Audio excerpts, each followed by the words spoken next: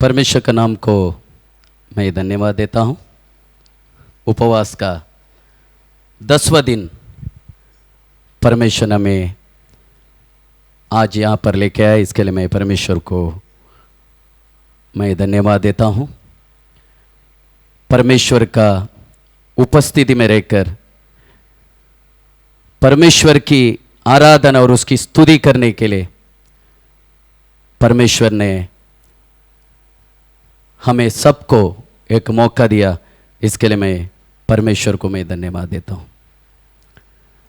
Bible का शुरुआत का किताब से लेकर बाइबल का आखिरी किताब प्रकाशित वाक्य,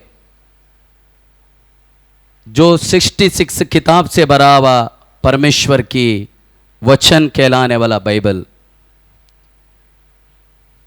शुरुआत से लेके आखिरी वचन तक परमेश्वर मनुष्य से एक ही बात चाह रहा है, वो है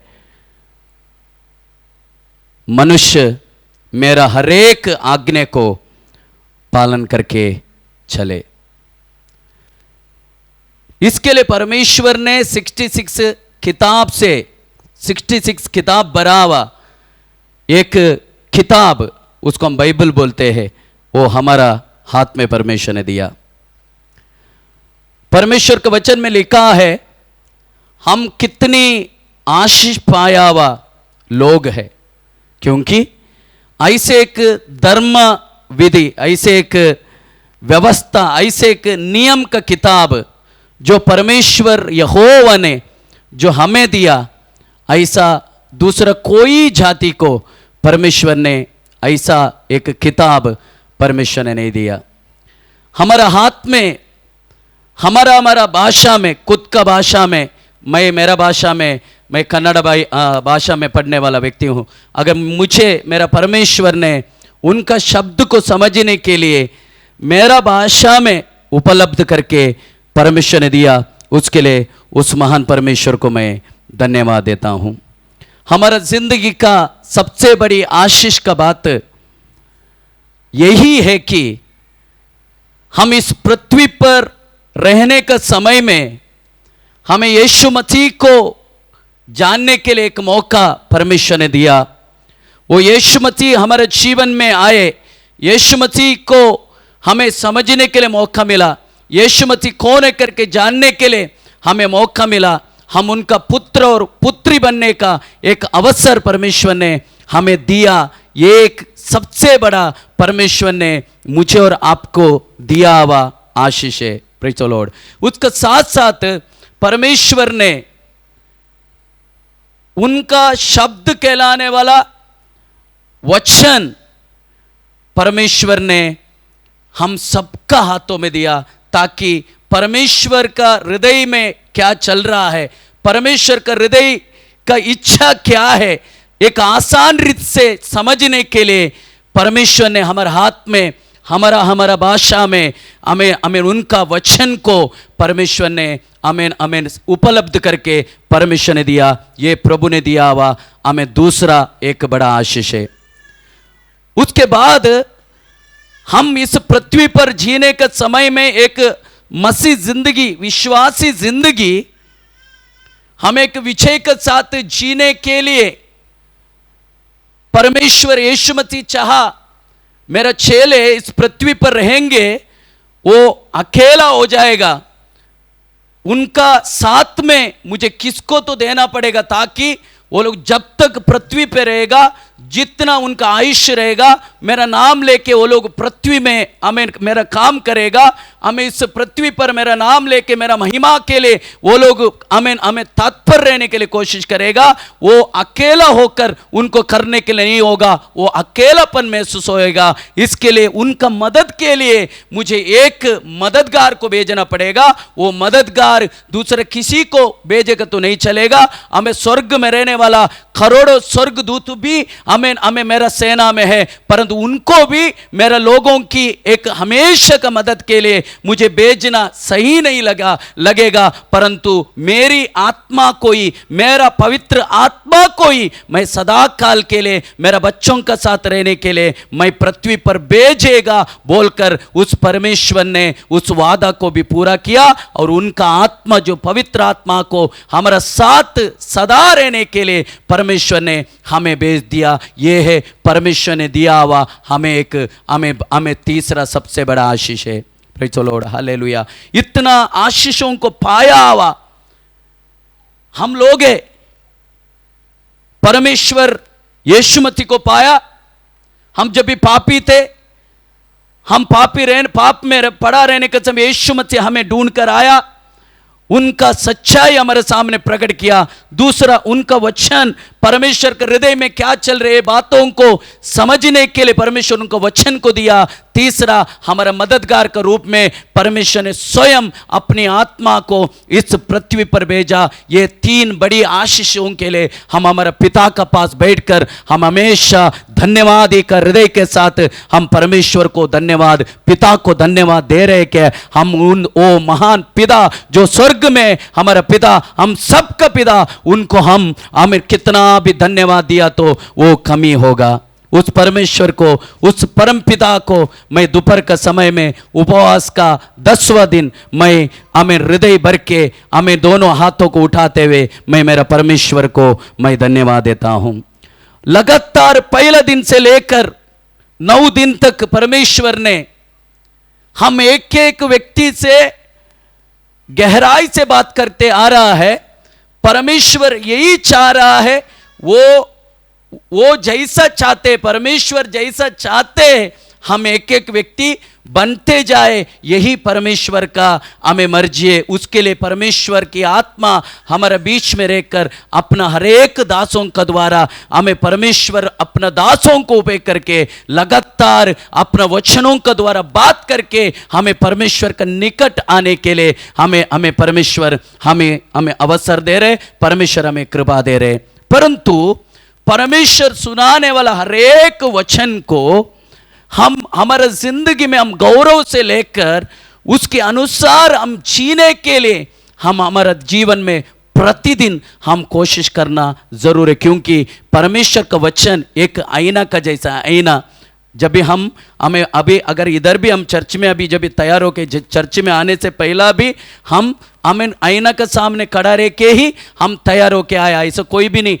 हमें अगर बाहर निकला है हम जरूर हमारे एक अभ्यास हो गया, हमारे एक आदत हो गया बाहर निकलने के समय में एक आईना के सामने खड़ा रह के हमारा रूप को देखना है ना। हम अगर मच्छी मार्केट में जाएंगे, अगर हमें खेती में काम करने के लिए भी जाएगा तो भी हमें जरा सा थोड़ा समय हम आईना को देख के चलने वाले एक आदत अभी का पीढ़ी को, अभी का समय हो चुका है। इसका मतलब हम भी इधर आने के समय भी आईना देख के आया। हम सब इधर आने के समय में हम आईना के सामने खड़ा रह के हम आईना देख के आया। मतलब आईना जो कुछ दिखाते है हमारा असली बात दिखाते है, हम अभी कैसा है, हमारा कहाँ कहाँ चेहरा में किधर किधर क्या क्या है, ये सब कुछ एकदम करेक्ट रीति से दिखाने वाला चीज है आईना। उसके लिए बोलते हैं उसको आईना। वो किधर भी प्लस और माइनस करके दिखाएगा नहीं। इसके लिए हम जब भी खड़ा हो रहते हैं हमारा चेहरा में किधर किधर काला धब्बा है, किधर किधर क्या है,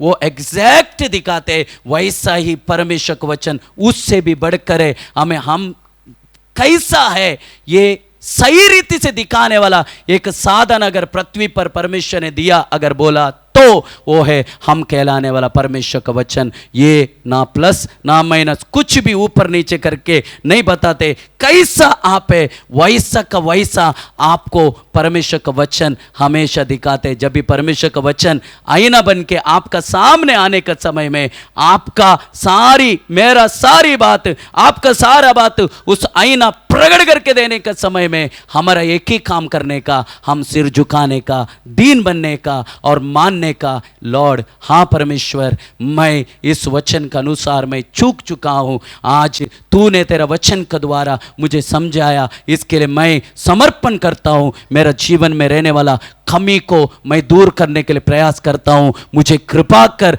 परमेश्वर से आप प्रार्थना करेगा, उसी समय आपको ऊपर परमेश्वर का अपरंपार कृपा व्यवहार होएगा, उस परमेश्वर आपके लिए जरूर काम करेगा। परंतु परमेश्वर का वचन आने के समय में आपको उसको अपना कर, अगर आपको पता है परमेश्वर का वचन का सामने कुछ भी बात नहीं छुपते, ऐसा लिखा है बाइबल में। परमेश्वर का वचन का सामने कुछ भी बात नहीं छुपेगा, वो सारा रहस्य को बाहर लाके खड़ा कर देगा। वो इतना भी करते, आत्मा प्राण और शरीर को, ये तीनों भाग को हमें छेद कर अलग दिशा में घुमाते। अगर आत्मा शरीर का साथ मिल गया तो ये परमेश्वर का वचन हमें तलवार का जैसा काम करके हमें शरीर और आत्मा को अलग करके हमें एक विवेचन देते हैं। हम एक आत्मीय व्यक्ति बन के जीना चाहिए। ओ परमेश्वर का वचन हर एक रहस्य को प्रकट करने वाला चीज है, इसके लिए परमेश्वर का वचन को हमें सम्मान करना चाहिए। प्रियो, आज भी हम परमेश्वर का वचन की तरफ हम ध्यान से हम मन लगाएंगे। एक वचन पढ़ेंगे, हग्गाई का किताब पहला अध्याय उसका 2 से लेके 5 वचन तक हम पढ़ेंगे। हग्गाई का किताब पहला अध्याय उसका 2 से लेके 5 वचन तक हम पढ़ेंगे। सेनाओं का यहोवा, सेनाओं का यहोवा यो कहता है, ये लोग कहते हैं कि यहोवा का भवन बनाने का समय नहीं आया। बनाने का समय नहीं आया। फिर यहोवा का यह वचन, परमेश्वर का ये वचन हग्गाई भविष्यवक्ता के द्वारा पहुंचा। क्या तुम्हारे लिए अपने छत वाला घरों में रहने का समय यही है, जबकि ये भवन उजाड़ पड़ा है।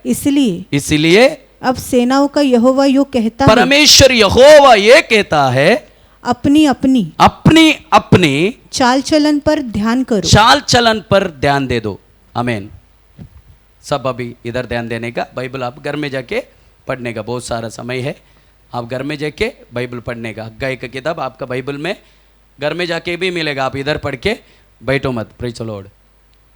परमेश्वर का दास हग्गाई BC 557 से लेके 527 का बीच में किया हुआ भविष्यवाणी है, हग्गाई में लिखा गया हुआ भविष्यवाणी। हग्गाई का मतलब यहोवा परमेश्वर का उत्सव, यहोवा परमेश्वर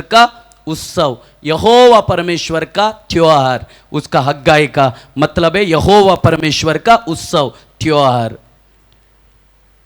बैबिलोन में बंदी बना के परमेश्वर के लोगों को नेबुकदनेस्सर राजा लेके जाके गुलामी का जैसा वहां पर उनको रखता है।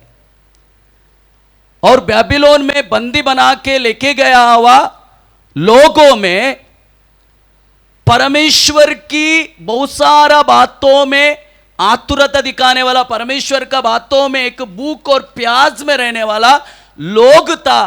बैबिलोन में बंदी बना के लेके गया हुआ परमेश्वर का लोग इस्राएल जन का गिनती है। मतलब नेबुकदनेस्सर यरूशलेम को आक्रमण करके, यरूशलेम को पूरा तमाम करके, परमेश्वर का मंदिर को भी तमाम करके, मंदिर का अंदर रहने वाला सोना का अच्छा बर्तनों को लेके हमें अपना देश में रवाना करके, मंदिर को भी आग डाल के जलाकर हमें यरूशलेम में रहने वाला बहुत सारी इस्राएल जन को मार भी दिया। और कुछ हमें अच्छा हमें कला जानने वाला लोगों को गुलामी बना कर लेके गया, और कुछ लोगों को हमें ऐसे ही छोड़ के चला गया। परंतु बैबिलोन में परमेश्वर का लोग 70 साल तक वहां पर गुलामी में रहा। परंतु गुलामी में गया हुआ परमेश्वर की जो लोग है, बैबिलोन में भी यहोवा परमेश्वर कौन है करके स्थापित करके बताने के लिए हमेशा कोशिश किया। बैबीलोन में गया हुआ परमेश्वर का लोग एक आसान से खाना खा के जैसा हम मनमर्जी से कर सकते वैसा बैबीलोन में चल नहीं सकता था, क्योंकि यरूशलेम की परंपरा अलग है, बैबीलोन का परंपरा अलग है, दोनों तद्विरोध है, मतलब पूरी रीति से विरोध है। यरूशलेम का परंपरा और बैबीलोन का परंपरा, ये दोनों परंपरा पूरी रीति से विरोध है, एक दूसरे को विरोध करने वाला चीज है। परंतु परमेश्वर का लोग बैबीलोन में गया, हमें बहुत सारा परमेश्वर का भक्त लोग बैबीलोन में परमेश्वर के लिए खड़ा हुआ, परमेश्वर का बातों को उल्लंघन करके जीने के लिए कदापि मन नहीं लगाया। उसमें से एक परमेश्वर का दास है, हमें दानियल ऐसी एक निर्णय लिया, जैसा बैबीलोन में कदम रखने का हमें पहले ही अपना हृदय में एक निर्णय लिया, बैबीलोन का कोई आचार विचार, बैबीलोन का कोई भी हमें बात मेरा जीवन में नहीं आने का। इसके लिए उसने सबसे पहला निर्णय लिया, मैं अशुद्ध ना होने के लिए मैं अपने आप को संभालूंगा, मैं अशुद्ध नहीं होने के लिए मैं अपने आप को संभालूंगा बोलकर राजा का भोजन तक भी हमें दानियल हमें दूर रखने के लिए कोशिश किया। इसका मतलब बैबीलोन में अगर गुलामी में गया तो भी परमेश्वर का कई लोग परमेश्वर के लिए खड़ा रहने के लिए हमें मन लगाया। हमारा जिंदगी में भी बहुत सारी हमें बात आने के समय में, बहुत सारा परेशानी आने के समय में, हम हर समय हमारा परमेश्वर के लिए खड़ा होने के लिए हम हमेशा तैयार रहने का, हमारे जिंदगी के द्वारा परमेश्वर का महिमा करने के लिए हमेशा हम कोशिश करने का। परंतु जैसा 70 साल बीत गया, परमेश्वर ने भविष्यवाणी पहले करके रखा। अगर परमेश्वर एक बार गुलामी में भेजते, परमेश्वर पहला उसको उधर से बाहर आने के लिए भी कुछ ना कुछ उपाय योजना पहले ही बना के रखते हैं, क्योंकि परमेश्वर जो कुछ करते हैं अपना लोगों का साथ, वो सब कुछ भलाई के लिए करते हैं। भलाई का अलावा परमेश्वर मेरा और आपका जीवन में कुछ भी नहीं चाहते। हमारे जिंदगी में हमें कुछ भी आ जाए, उसमें परमेश्वर का भलाई होते। इसके लिए 70 साल के लिए परमेश्वर अगर गुलामी में बैबीलोन में भेजा, तो परमेश्वर बैबीलोन से बाहर लाने के लिए भी परमेश्वर हमें सर्वशक्तिमान है। इसके लिए परमेश्वर पहला ही यशाया भविष्यवक्ता के द्वारा हमें किसका द्वारा मैं मेरे लोगों को बाहर लाएगा, ये भी विषय में परमेश्वर ने भविष्यवाणी किया। वो भविष्यवाणी बहुत भयानक है। पारसी राजा कोरेश का द्वारा मैं मेरे लोगों को फिर से यरूशलेम में लेके जाएगा। ये परमेश्वर ने कोरेश जन्म लेने से पहला 150 साल पहला यशाया भविष्यवक्ता के द्वारा परमेश्वर ने भविष्यवाणी किया, मेरा दास कोरेश मेरे लोगों को हमें छुड़ाएगा और फिर से यरूशलेम में लाएगा करके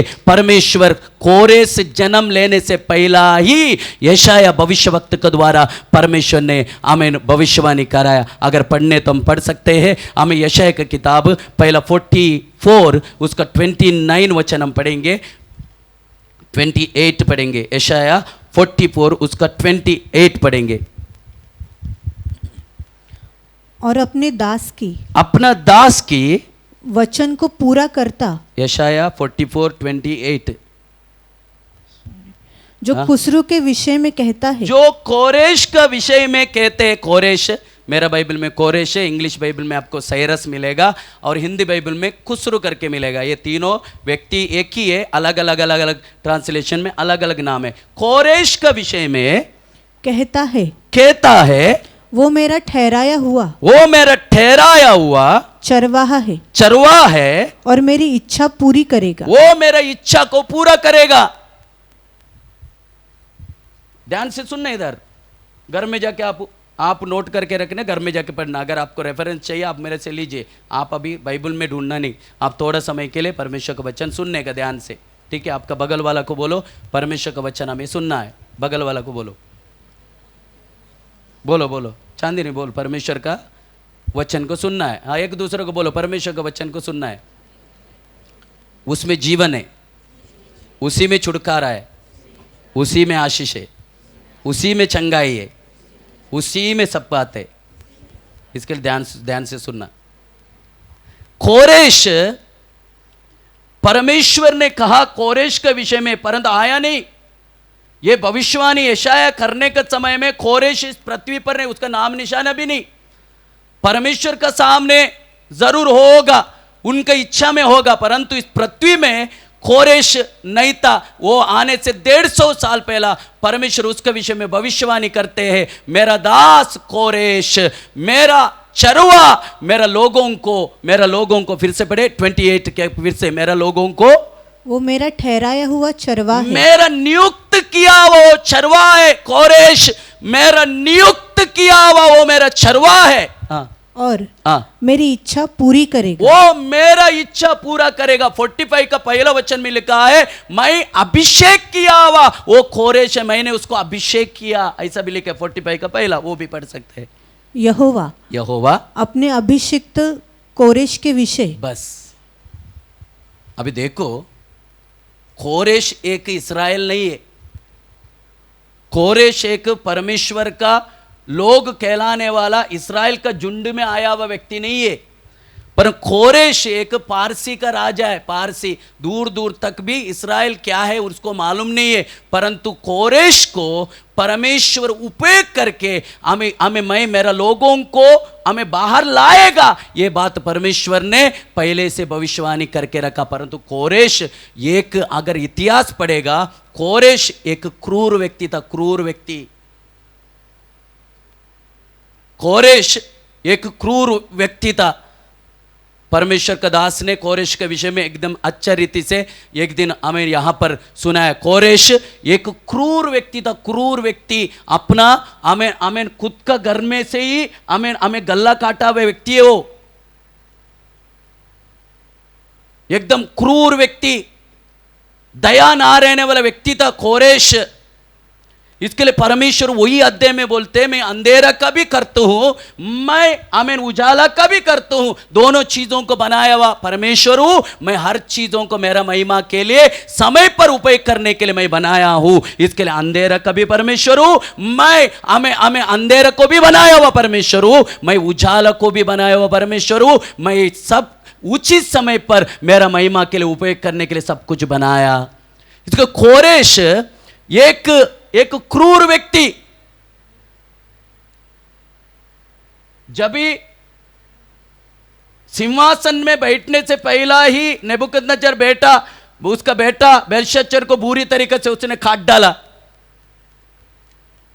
परंतु परमेश्वर बोल रहे मेरा चुनावा, मेरा नियुक्त किया हुआ वो चरवा है, मैंने उसको अभिषेक किया है, उसका मां का गर्भ में आने से पहला ही मैंने उसको चुना है। मां का गर्भ में वो आने का समय में भी मेरा नजर उसको पर था, मैंने उसका मां का गर्भ में ही उसको नजर रखा। एक बात के लिए मैंने उसको चुना, वो पृथ्वी पर आएगा, एक समय आएगा, मेरा काम उसको द्वारा पूरा करके मैं हमें रहूंगा। वही मेरा दास, हमें जो कोरेश, वही मेरा लोगों को छुड़ाएगा।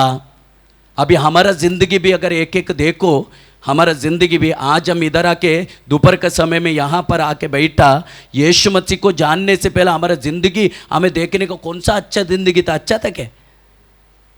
हाँ, अगर अच्छा रहता तो यीशु मसीह हमारे पास आता ही नहीं था, क्योंकि बोला है नीतिमान के लिए मैं नहीं आया।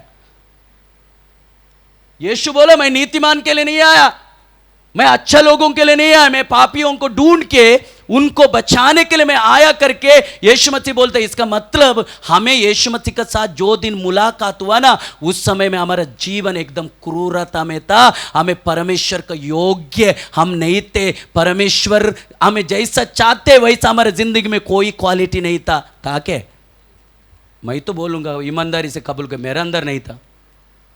क्यों? मैं नंबर 1 शत्रु था परमेश्वर का।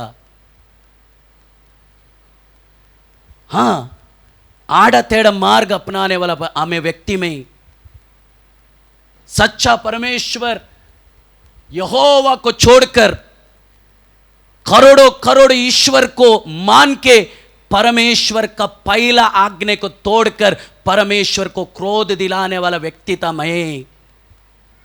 पत्थर को भी ईश्वर, सांप को भी ईश्वर, झाड़ को भी ईश्वर, भूत को भी ईश्वर, आमीन आमीन, सारा चीजों को ईश्वर मानने वाला एक परंपरा में हमें उत्पन्न हुआ व्यक्ति मैं हूं। हमें उस परंपरा में, एक उस दशा, उस अंधेरे में रहने वाला उस अवस्था में हमें अगर मैं आया तो भी मेरा परमेश्वर का नजर हमें मेरे ऊपर हुआ। हमें एक दिन परमेश्वर ने मुझे चुनकर उनका महिमा के लिए अलग किया, उसका सच्चाई जानने के लिए प्रभु ने मौका दिया। वो केवल मुझे नहीं, यहां बैठा हुआ यीशु मसीह को पर विश्वास किया हुआ हर एक जन का जीवन में परमेश्वर ने वैसा ही किया। हम कोई भी योग्य हमारे अंदर नहीं थे, हम परमेश्वर का शत्रु था, हम नंबर 1, हमें पापी थे, मैं नंबर 1 पापी था, फिर भी परमेश्वर ने हम जैसा लोगों को पर हमें कृपा किया और उसकी आत्मा का अभिषेक उंडाला और उसका बेटा और बेटी बनाकर उसका राज्य के अंदर हमें बिठा दिया।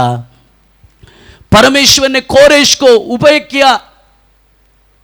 परमेश्वर किसको भी उपयोग कर सकते, क्योंकि परमेश्वर का सोच और हमारा सोच ये जमीन और आसमान का फर्क है। हम जैसा सोचते वैसा परमेश्वर नहीं सोचते।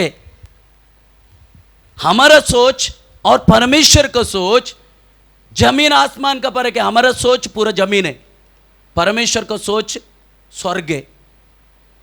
मतलब हमारा सोच परमेश्वर को सोच में बहुत फर्क है, क्योंकि परमेश्वर का सोच अगर हम देखेंगे वो हमारा बुद्धि में आने वाला चीज नहीं है। ऐसा परमेश्वर अगर खुद का जिंदगी को थोड़ा सा परमेश्वर का सामने रख के मुझे कैसा परमेश्वर ने चुना, हमें अगर वो बात अगर सोच के बैठेगा, आपको रोने का अलावा दूसरा आपको कुछ भी नहीं करना पड़ेगा, केवल आप रोते बैठेंगे कैसी अवस्था में मैं था, परंतु परमेश्वर ने कितना विश्वास करके उसका अभिषेक मेरे ऊपर उंडेलकर उसका हमें जन बनाया, उसका बेटा और बेटी बना के उसका राज्य में मुझे खड़ा कर दिया। हमें ये बोलकर परमेश्वर का सामने रोने का अलावा, आप धन्यवाद का अलावा दूसरा कुछ भी नहीं करेगा। धन्यवाद देते रहेंगे रो रो के परमेश्वर को।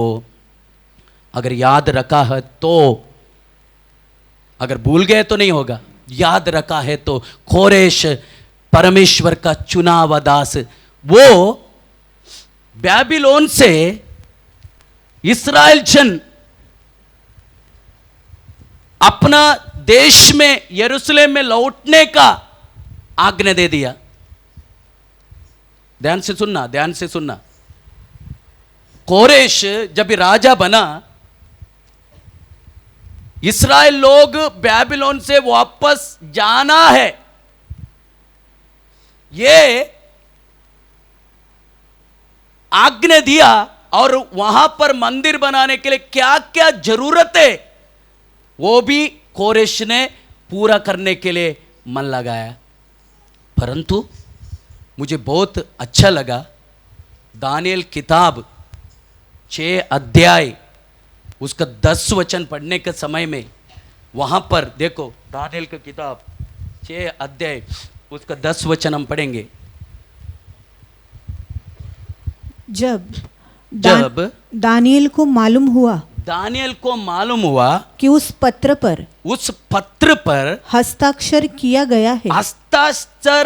गया है, तब वो अपने घर में गया, तब उसने अपना घर में गया, जिसके ऊपरोठी कोठरी की खिड़कियां, जिसके ऊपर की कोठरी में गया कि खिड़कियां यरूशलेम की ओर खुली रहती थी, यरूशलेम की ओर खुली रहती थी हमेशा वो, और अपनी रीति के अनुसार जैसा वो दिन में 3 बार अपने परमेश्वर के सामने घुटने टेक कर प्रार्थना और धन्यवाद करता था, वैसा ही तब भी करता रहा। बस ध्यान से सुनना। बैबीलोन में बंदी बना के रखा लेके गया हुआ दानियल अपना प्रतिदिन के मुताबिक 3 बार अपना घर की ऊपर का कमरा में जाकर घुटना टेक के बैठकर यरूशलेम का तरफ अपना खिड़की को खोलते हुए, यरूशलेम पर तरफ रहने वाला खिड़की को ओपन करके यरूशलेम को ओर देखकर हर दिन 3 बार लगातार वो प्रार्थना करके आ रहे।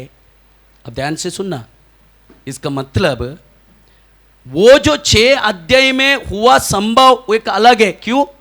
वहां पर राजा का आज्ञा उल्लंघन हो रहे, क्योंकि राजा बोल चुका मेरा देश में मेरा अलावा दूसरा किसी का आराधना अभी होना नहीं चाहिए।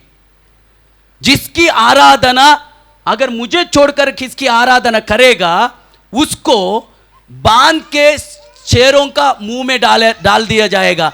और शेर का मुंह बोले तो वो शेर, हम सिंह बोले तो वो बिना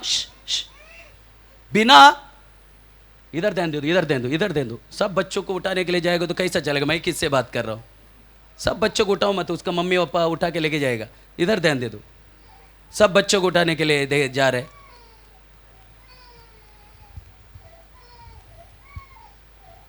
बैबीलोन में रहने वाला राजा यही नियम लाया, मेरा अलावा मेरा राज्य में दूसरे कोई ईश्वर की आराधना नहीं होना चाहिए।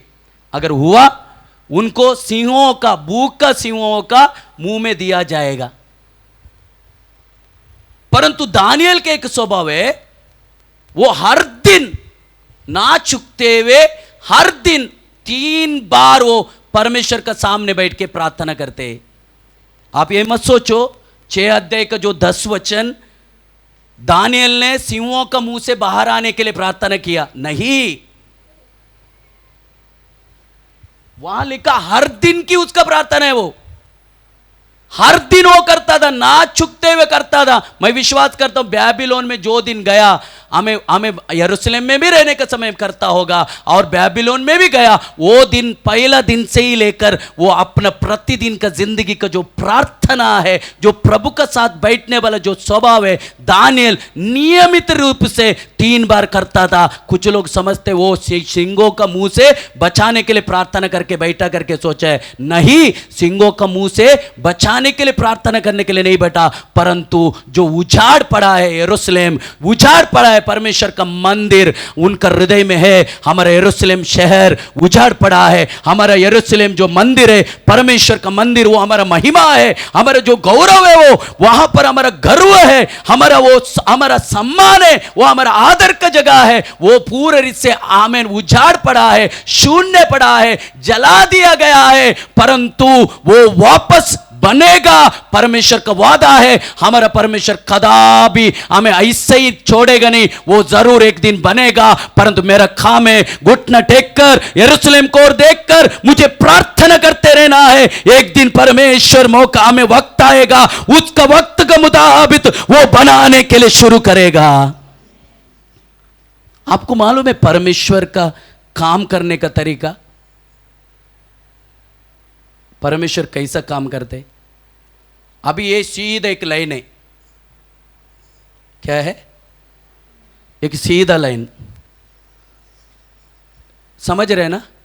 एक सीधा लाइन है, बीच में कट गया, चूक गया, वो आगे बढ़ा, आगे बढ़ते गया। परमेश्वर का काम ऐसा नहीं है। परमेश्वर का काम सर्कल है, सर्कल, मालूम है? सर्कल, राउंड, सीधा लाइन नहीं।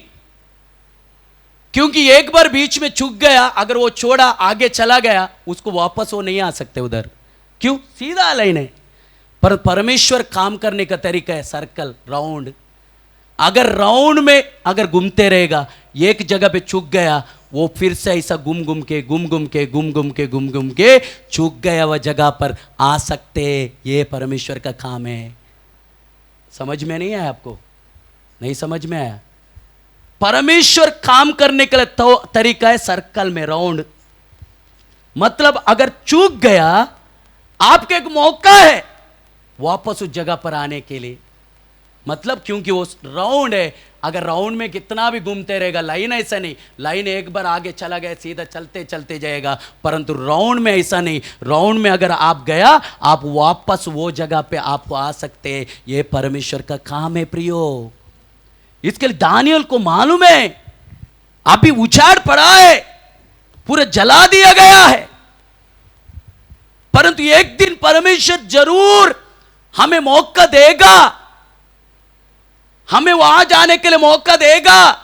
इसके लिए वो निराश होकर चुप नहीं बैठा। अपना प्रतिदिन का जिंदगी में वो 3 बार यरूशलेम को देखकर प्रार्थना करते रहा। वो यरूशलेम को देख के प्रार्थना किया, उसका सोच में भी नहीं रहेगा थोड़ा देर में मुझे सिंह का मुंह से डाल दिया जाएगा, परंतु उनका हृदय में विश्वास है, मैं प्रभु का इच्छा क्या है हृदय में, उसके लिए अगर मैं मांगते रहेगा ना, मेरी जो जरूरत, मेरी जो बात है, मेरा परमेश्वर मांगने से पहला करेगा। ऐसे एक विश्वास दानिएल के अंदर था। इसके लिए सिंह का मुंह से बचने के विषय में उसको कोई टेंशन नहीं, परंतु उसका दिमाग में टेंशन एक है, यरूशलेम उछाड़ पड़ा है, मंदिर पूरे रीत से जला दिया है, वो हमें फिर से चाहिए।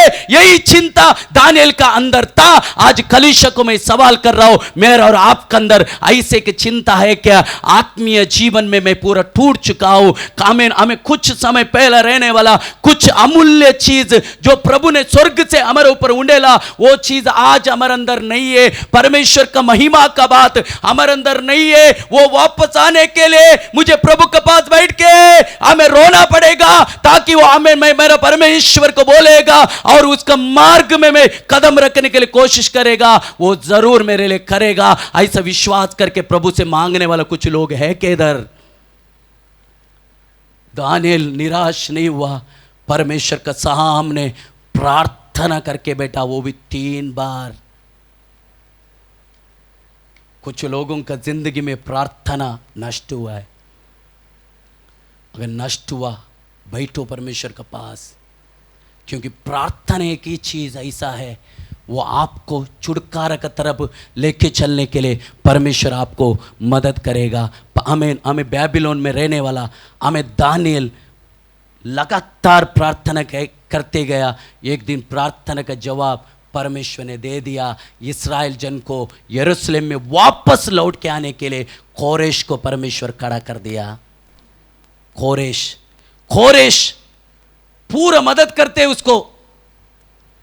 मंदिर बनाने के लिए क्या क्या जरूरत है, ये सब चीज कोरेश पूर्ति करके देते।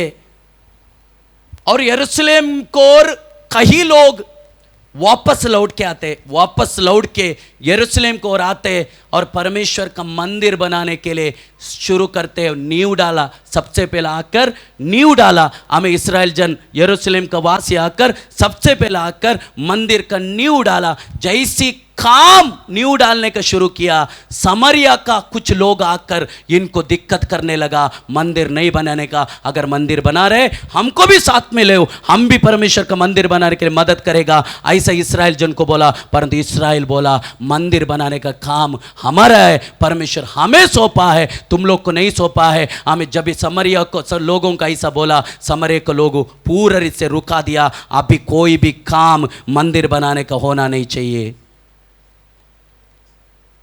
सामरिया का लोग आके यरूशलेम में मंदिर बनाने वाला यहूदा और बेन्यामीन कुल का लोग, जब ये मंदिर बनाने के लिए वो लोग नींव डालते गया, सामरिया का लोग बोला हम भी मंदिर बनाने में मदद करेंगे। परंतु लोग बोला मंदिर बनाने का तुम्हारा काम नहीं, हमारा काम है, हम बनाएंगे। सामरिया का लोग बोला ऐसे तो मंदिर नहीं बनाने का, हमें कम से कम 16 साल तक परमेश्वर का मंदिर बनाने का काम रुक गया।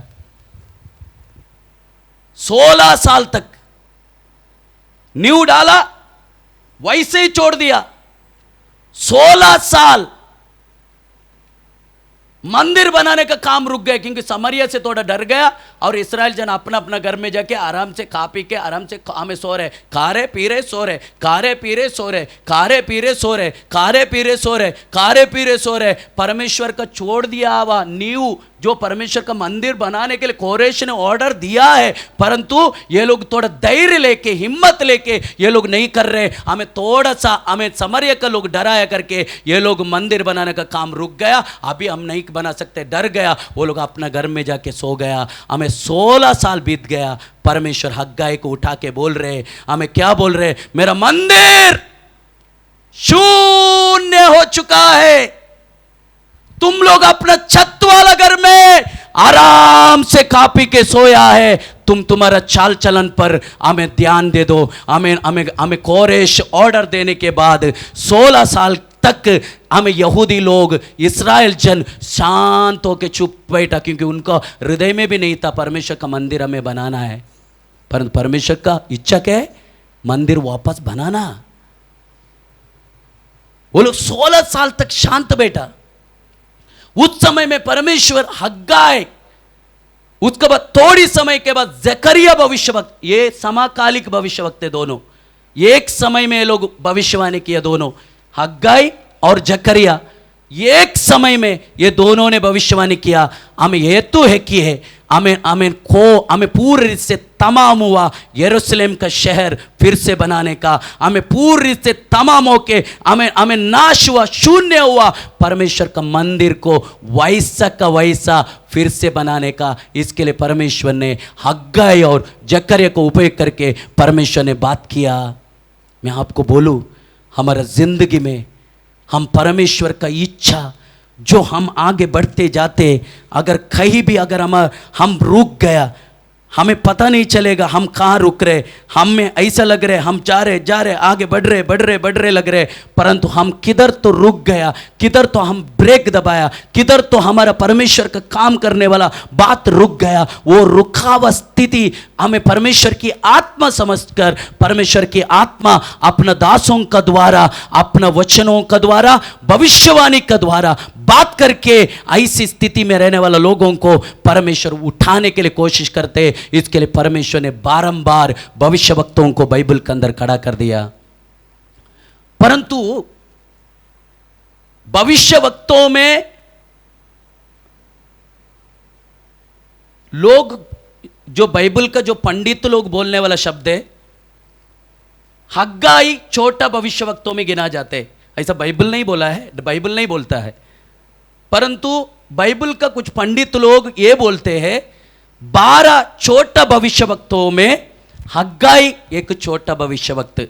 परंतु बाइबल ऐसा किधर भी नहीं लिखा छोटा भविष्यवक्त, बड़ा भविष्यवक्त नहीं लिखा। परमेश्वर बोल रहे मेरा भविष्यवक्त, मेरा दास, मेरा भेजा गया हुआ व्यक्ति, मेरा दास, मेरा अभिषिक्त, ऐसा परमेश्वर बोलते हैं। बाइबल में किधर भी एविडेंस नहीं है छोटा भविष्यवक्त, बड़ा भविष्यवक्त। परमेश्वर की नजर में भविष्यवक्त सब एक जैसा है। परमेश्वर को अगर सुन के पूरा करने वाला होना चाहिए। परंतु दूसरा शब्द है झूठा भविष्यवक्त, ये बाइबल में शब्द है। झूठा भविष्यवक्त हो सकते हैं, सच्चा भविष्यवक्त, झूठा भविष्यवक्त ये है, परंतु बड़ा भविष्यवक्त, छोटा भविष्यवक्त ये बाइबल में नहीं है। प्रियो, आप भी ऐसा हमें तरीका आप अपनाने नहीं। अगर भविष्यवक्त है वो भविष्यवक्त है, परमेश्वर ने चुना हमें, मुझे और आपको भविष्यवाणी का द्वारा जगाने के लिए।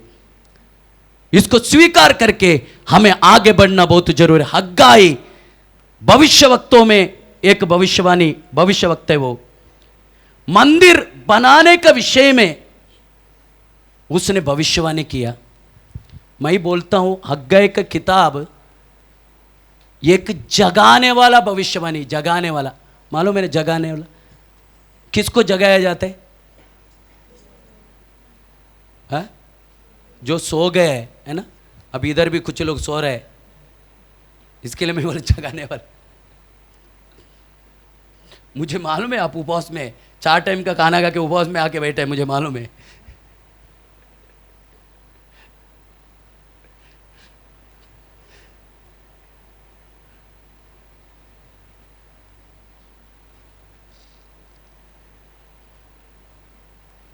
हग्गाई जगाने वाला भविष्यवक्ता है, मतलब सोया कोई तो सोया, उनको ही जगाया जाता है ना। इसका मतलब यरूशलेम में रहने वाला, मंदिर बनाने के लिए भेजा गया हुआ लोग मंदिर का काम करने से हटकर वो लोग घर में आराम से सो रहे, खा रहे पी रहे सो रहे, उनको जगाने के लिए परमेश्वर ने खड़ा किया हुआ भविष्यवक्ता है हग्गाई भविष्यवक्त। हग्गाई का भविष्यवाणी का किताब लोगों को जगाने वाला भविष्यवाणी है। मैं आपको एक बात बोलूं, हमारा अगर आत्मीय विषय में अगर हमें ध्यान नहीं रहेगा, हमारा मेन बात है हमारा आत्मीय बात, हमारा भौतिक क्या चाहिए ये मेन नहीं है। हमें समझ लिया वो सच्चाई, हमारा भौतिक सारा आशीष वो हमारा पीछे पीछे आते हैं ना। ये सच्चाई समझ लिया ना। आप पीछे जाते हैं क्या? भौतिक आशीष का पीछे जाते हैं क्या? हाँ, आपको चंगाई, छुटकारा, आपको भौतिक कोई भी आशीष है, आप उसका पीछे दौड़ने का जरूरत नहीं है। आपको दौड़ना है यीशु मसीह का पीछे। आपको दौड़ना है आत्मीय वस्तु को प्राप्त करने के लिए। आपको दौड़ना है स्वर्गीय आशीषों को प्राप्त करने के लिए। आपको दौड़ना है स्वर्गीय स्थान में रहने वाला हर एक बातों को प्राप्त करने के लिए दौड़ना है। पृथ्वी का कोई चीजों के लिए दौड़ने का जरूरत नहीं है। ये सच्चाई हमको समझ में आया। इसका मतलब हमें अभी ज्यादा गरज क्या है? वो है आत्मीय बात। क्या गरज है हमें? इसके लिए तो उपवास में बैठे हैं ना, है? चंगाई के लिए बैठे गए है कि कोई है कि चंगाई होना चाहिए इसके लिए बैठे गए, छुटकारा होना चाहिए इसके लिए बैठे गए। हमें पता है यीशु मसीह हमें उसको पर, उसका वचनों पर विश्वास करके जब हम उनका हमें वचन में चलेगा, चंगाई और छुटकारा हमारे जीवन में ऑटोमेटिक कार्य करेगा। हमको मालूम है हम वचन पर विश्वास करके उसमें बना रहेगा, जब भी परमेश्वर का काम हमारे जीवन में होगा हम जान चुका। परंतु उपवास में बैठने का मकसद है हमारा आत्मीय जीवन का उन्नति, एक परिपूर्णता को ओर हम चलना, परमेश्वर विभावना किया हुआ उस कलीशा, उस मंदिर हम बनना, यही हमारा लक्ष्य। हमें पता चला कहीं ना कहीं कुछ ना कुछ गड़बड़ हमारे जिंदगी में हुआ।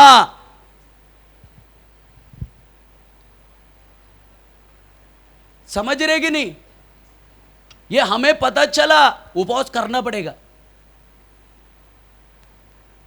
परमेश्वर चिल्ला चिल्ला के बोला नहीं 21 दिन को उपवास करो, परमेश्वर चिल्ला के बोला नहीं, परंतु दास को ऐसा लगा, चलाने वाला दास को ऐसा लगा हमें उपवास का साथ परमेश्वर के पास बैठना पड़ेगा, क्योंकि कहीं तो मंडली चुक रहा है, कहीं तो कलीशा गड़बड़ हो रहे, कहीं तो हम गड़बड़ में फंस रहा है। जैसा परमेश्वर को चाहिए वैसा हम नहीं है। ये बात जब भी हमें पता चला, जब भी हमें समझ में आया हमें उपवास का साथ प्रभु के पास बैठना है, इसके लिए 10 दिन से हम प्रभु के पास आके बैठ रहे हैं एनिमे। हाँ, हमें परंतु अगर हमारे आत्मीय विषय में अगर हम ध्यान देगा, अगर आत्मीय विषय में अगर हमारा ध्यान नहीं है, उसका पूरा असर आपका हर कोने में इफेक्ट दिखेगा। अगर परमेश्वर के विषय में अगर हम सही रीति से ध्यान नहीं दे रहे, प्रार्थना में ध्यान नहीं, आराधना में ध्यान नहीं, संगति में ध्यान नहीं, चर्चा आने में ध्यान नहीं, बाइबल पढ़ने में ध्यान नहीं, परमेश्वर का बातों में हमें ध्यान ही नहीं है, प्रभु के विषय में हमारा कोई ध्यान नहीं, इसका मतलब समझने का परमेश्वर के विषय में अगर आप ध्यान नहीं दे रहे, उसका असर आपका हर कोने में जाएगा। आपका घर में होगा, आपका काम का जगह पे होगा, आपका आरोग्य में होगा, आपका हर जगह पर उसका इफेक्ट दिखेगा। इफेक्ट इसके लिए दिखेगा हमें हमारा आत्मीय जीवन में कहीं तो हम ना ध्यान देने वाला जीवन जी रहे। इसके लिए परमेश्वर चाहते तुम्हारा चाल चलन को सुधरो। क्या सुधरने का? चाल चलन को सुधरने का। इसके लिए परमेश्वर हमेशा चाहते हम एक आत्मीय बातों को पर हम ध्यान दे। अभी नया करार में रहने वाला कोरिन्थी मंडली परमेश्वर की हर एक बातों को प्राप्त किया हुआ लोग था। वो लोग, उनका मंडली में कोई भी चीज का कमी नहीं था। पवित्र आत्मा का वरदान के विषय में पौलुस डिटेल रीति से उन मंडली का लोगों को समझा रहे, हर विषय में एक एक बातों को समझा रहे। वो लोग को भी चाहते हैं, उनको भी इच्छा है हमें शादी के बारे में बताओ, हमको पवित्र आत्मा के बारे में बताओ, हमको प्रभु भोजन लेने के बारे में बताओ, हमको मूर्ति पूजा के बारे में बताओ, हमको उसका बारे में बताओ, इसका बारे में बताओ, इसका बारे में बताओ। कभी भी बोला नहीं यीशु मसीह के बारे में बताओ। इसके लिए कोरिन्थी मंडली को सवाल किया, हे भाइयों विश्वास में है क्या? ये फर्क कर देखो, यीशु मसीह तुम्हारा अंदर है क्या? ये फर्क कर देखो। दूसरा कोरिन्थी 13 का 5 वचन में पौलुस सवाल कर रहे, यीशु मसीह तुम्हारा बीच में है क्या? यीशु मसीह में है क्या? विश्वास में है क्या? ये फर्क कर देखो करके हमें वहां पर पौलुस कोरिन्थी मंडली को सवाल कर रहे। दूसरा कोरिन्थी 13 का 5, अपने आप को परखो अपने आप को फर्को, दूसरों को नहीं, अपने आप को फर्को कि विश्वास में हो कि नहीं। विश्वास में हो कि नहीं। अपने आप को जांचो, अपने आप को जांचो। क्या तुम अपने विषय में ये नहीं जानते कि यीशु मसीह तुम में है? शादी के बारे में पूछ रहे। हाँ, पहले कोरिन्थी में 7 अध्याय शादी के बारे में लिखा, क्योंकि वो लोग सवाल किया। प्रभु भोजन के बारे में पूछ रहे, मूर्ति पूजा के बारे में पूछ रहे, मूर्ति का हमें खाना रखा गया वह खा सकते हैं क्या, उसका सवाल पूछ रहे। हर एक सवाल पूछ रहे, परंतु एक सवाल वो लोग नहीं किया, यीशु मसीह कौन है हमें और भी जानना है। ये पौलुस के अंदर तड़प था। इसके लिए पौलुस कोरिन्थी मंडली में आने के समय में बोला, मुझे कुछ भी नहीं मालूम, ऐसा मैं तुम्हारे बीच में आया, परंतु एक ही बात मालूम है, मुझे क्रूस पर चढ़ाया गया हुआ यीशु मसीह का अलावा मैं कुछ भी नहीं जानते हुए तुम्हारे पास आया। मैं वो यीशु को ही तुम्हारे सामने प्रकट करके दूंगा। उस यीशु को गहराई से जानो। उनको मालूम ही नहीं। इसके लिए वो कलीसिया को पौलुस यही सवाल किया, तुम नहीं जानते क्या तुम परमेश्वर का मंदिर है? ये 3 बार बोला वो मंडली को, 3 बार। आप सोचो, एक से अगर 2 बार बोला, अगर एक बात अगर 2-3 बार अगर हो जाते हैं, इसका मतलब उसका ऊपर बहुत गौरव देना चाहिए। इसका मतलब मंडली कौन सा दशा में था? कोरिन्थी मंडली। इसके लिए मंडली को लिखा हुआ पत्री में 3 बार बोला, तुमको मालूम नहीं है क्या तुम जीवित परमेश्वर का मंदिर है? परमेश्वर भेजा गया हुआ पवित्र आत्मा रहने वाला गर्भगुड़ी है तुम। पवित्र आत्मा रहने वाला हमें पवित्र जगह है तुम। यह तुमको मालूम नहीं है क्या?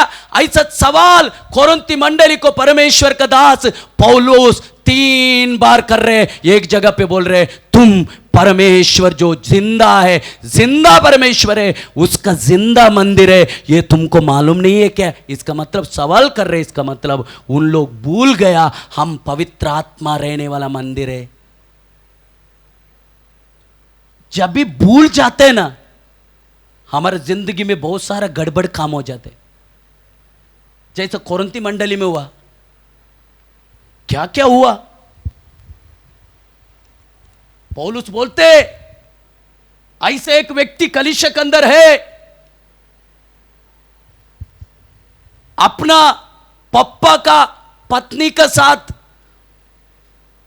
वो गलत कर रहे। इसका मतलब उसका सौतेली माता, मतलब उसको जन्म दिया हुआ मां ने, पप्पा ने दूसरा औरत को रखा। उस औरत के साथ कोरिन्थी मंडली में रहने वाला विश्वासी गलत कर रहे। ये बात तो पौलुस को पता चला। कलीसिया के अंदर झगड़ा चल रहे, कलीसिया के अंदर बहुत सारी शारीरिक बात चल रहे। इसके लिए पौलुस बोला, तुम्हारा बीच में झगड़ा है, मैं समझ लिया, इसके लिए मैं तुम्हें शारीरिक दशा में तुमसे बात कर रहा हूं। क्यों? तुम झगड़ा कर रहे, इसके लिए शारीरिक हो गए तुम लोग। आत्मीय दशा में मैं बात नहीं कर सकता हूं, क्योंकि तुम लोग शारीर में, क्योंकि बुरी तरीका से झगड़ा तुम्हारे बीच में है।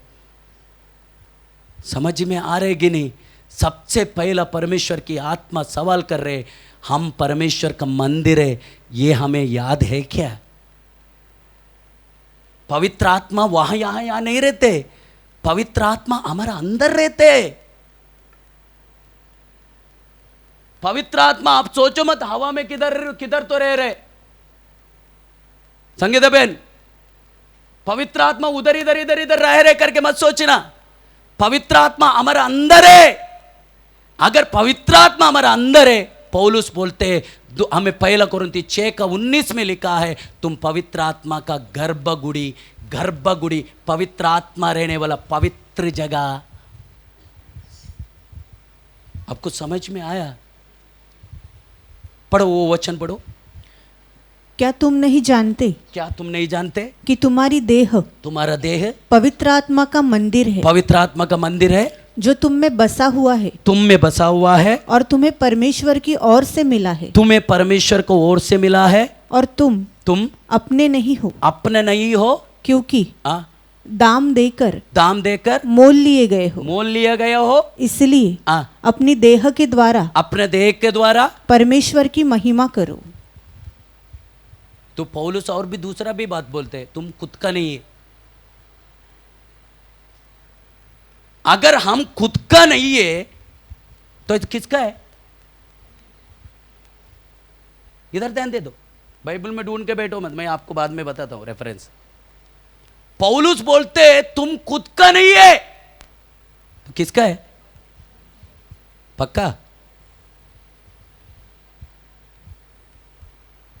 पक्का कांचन बेन पक्का? आप तो बोलते मैं पति का हूं।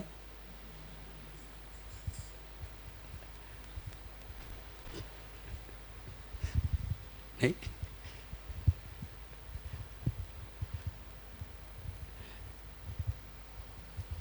परमेश्वर की आत्मा हमारे अंदर है और हम खुद का नहीं है।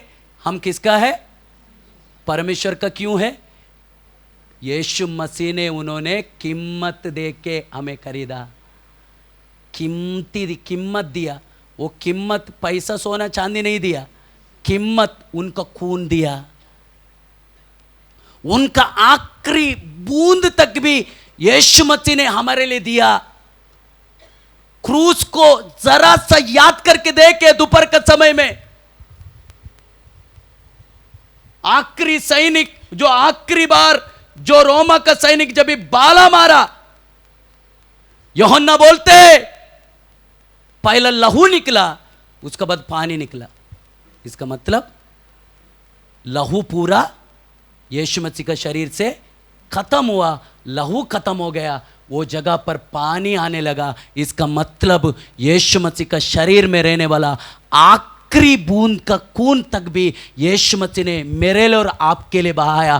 क्यों बहाया मालूम है? शैतान आराम से मुझे और आपको छोड़ता नहीं था। वो बोलता था मैं नहीं छोड़ेगा, मैं नहीं छोड़ेगा, मैं क्यों नहीं छोड़ू, मैं नहीं छोड़ेगा, क्योंकि उसका स्वभाव ऐसा है।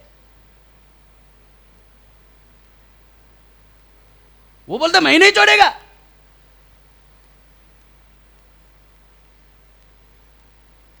यीशु मसीह ने अपना खून का आखिरी बूंद का मोल तक भी हमारे लिए दिया। कलीसिया क्यों? हम एक परमेश्वर का पवित्र मंदिर बनने के लिए।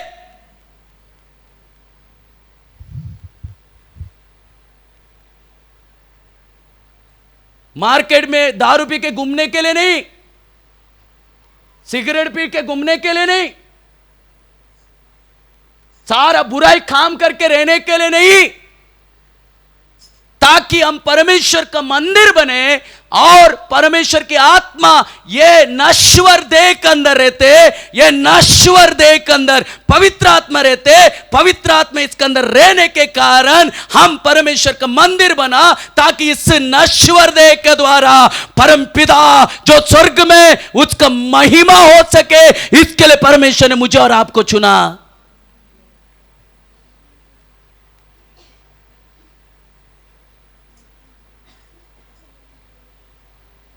पहला जरा सा यीशु मसीह का क्रूस की तरफ ध्यान दे कलीसिया, भूल मत। वो दर्शन कभी भी खोना नहीं मांगते।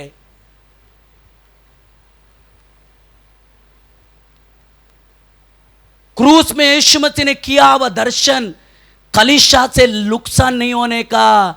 अगर कलीसिया से क्रूस का दर्शन नुकसान हुआ तो कुछ भी करने के लिए तैयार होगा, कुछ भी। अगर कुछ भी कर रहे हैं ना, इसका मतलब समझने का क्रूस पर यीशु मसीह ने दिया हुआ उस काम, किया हुआ काम, उन्होंने बहाया गया हुआ खून, उन्होंने जो कुर्बानी हमारे लिए किया, यीशु मसीह का लोग कहलाने हम बहुत आसान से समझा। जरा सा समय निकल के वो क्रूस की दर्शन को ध्यान कर, एक एक कोड़ों को ध्यान कर, एक एक यीशु मसीह का शरीर का अंगों को ध्यान कर, सिर में रहने वाला कांटों का मुकुट को ध्यान कर, यीशु मसीह का चेहरा जो हमारे लिए कुरूप बना उसको जरा ध्यान कर। यीशु मसीह उस दशा क्यों हुआ मेरे और आपका खातिर, ताकि हम परमेश्वर के एक योग्य जन बने।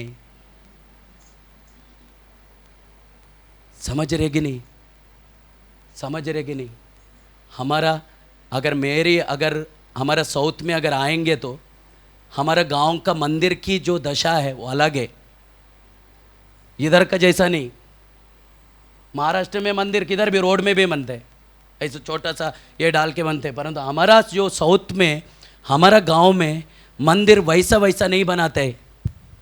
ध्यान से सुनना, यहां पे आपको किधर भी मिलेगा, गटर के ऊपर भी मिलेगा। मैं एक साधारण एक शारीरिक रीति से आपको समझाने के लिए कोशिश कर रहा हूं, आप समझ लो, क्योंकि मैं वो दशा से आया हुआ व्यक्ति। आपको मालूम है मंदिर की जो प्रांगण बहुत चारों तरफ रहते हैं, परंतु जो गर्भगुड़ी मतलब एक्चुअली में जो ईश्वर का जो मूर्ति दो स्थापना करते हैं उसका जगह फ्रंट में रहते हैं, बीचों बीच रहते हैं, और वो खुला नहीं रहते, वो चारों तरफ दीवार रहते, बंद रहते, और वो जो मूर्ति को स्थापना करने वाला जगह एकदम अंदर की तरफ रहते। वो जगह पर केवल पुजारी, पूजा करने वाला पुजारी का अलावा दूसरा वो जगह पर कोई भी नहीं जा सकते। वही शब्द उपयोग किया, गर्भगुड़ी। उधर कोई भी नहीं जा सकते। अगर किसको जाना है नहीं जा सकते, वो क्या करना चाहिए मालूम है? पीछे जाना चाहिए, दीवार का पीछे जाके वो गर्भगुड़ी के पीछे रहना, दीवार को मुंडी रख के उधर पूजा करने वाला केवल पुजारी वो जगह पर जा सकते हैं। परंतु अभी देखो कितना बड़ा चीज प्रभु ने मुझे और आपको बनाया, कुछ भी चीज नहीं। हमें हमारा अंदर स्वयं पवित्र आत्मा आने के द्वारा हम एक परमेश्वर का पवित्र मंदिर बन गया, इसके लिए कि परमेश्वर का महिमा इस देह का द्वारा हो जाए। पवित्र आत्मा हमारा अंदर रहते।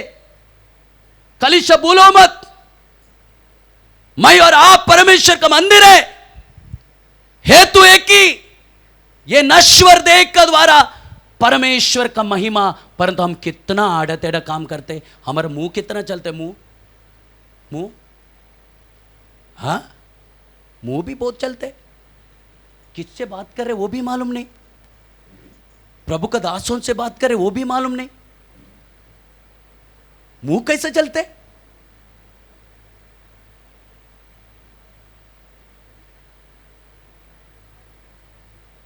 परमेश्वर का मंदिर है, आवाज क्या क्या आ रहे, झगड़े का आवाज आ रहे, गाली का आवाज आ रहे, बहुत सारा अशुद्धताई का आवाज आ रहे। कोरिन्थी मंडली को परमेश्वर का दास सवाल कर रहे, तुमको मालूम नहीं है क्या तुम परमेश्वर का मंदिर है? आपको मालूम है सबसे पहला परमेश्वर ने जुन्ना करार में बहुत सारा मंदिर, जो मकान का विषय में प्रभु बोला, मंदिर जो मकान, उसमें सबसे एक बड़ी सादृश्य है नूह का पेटी।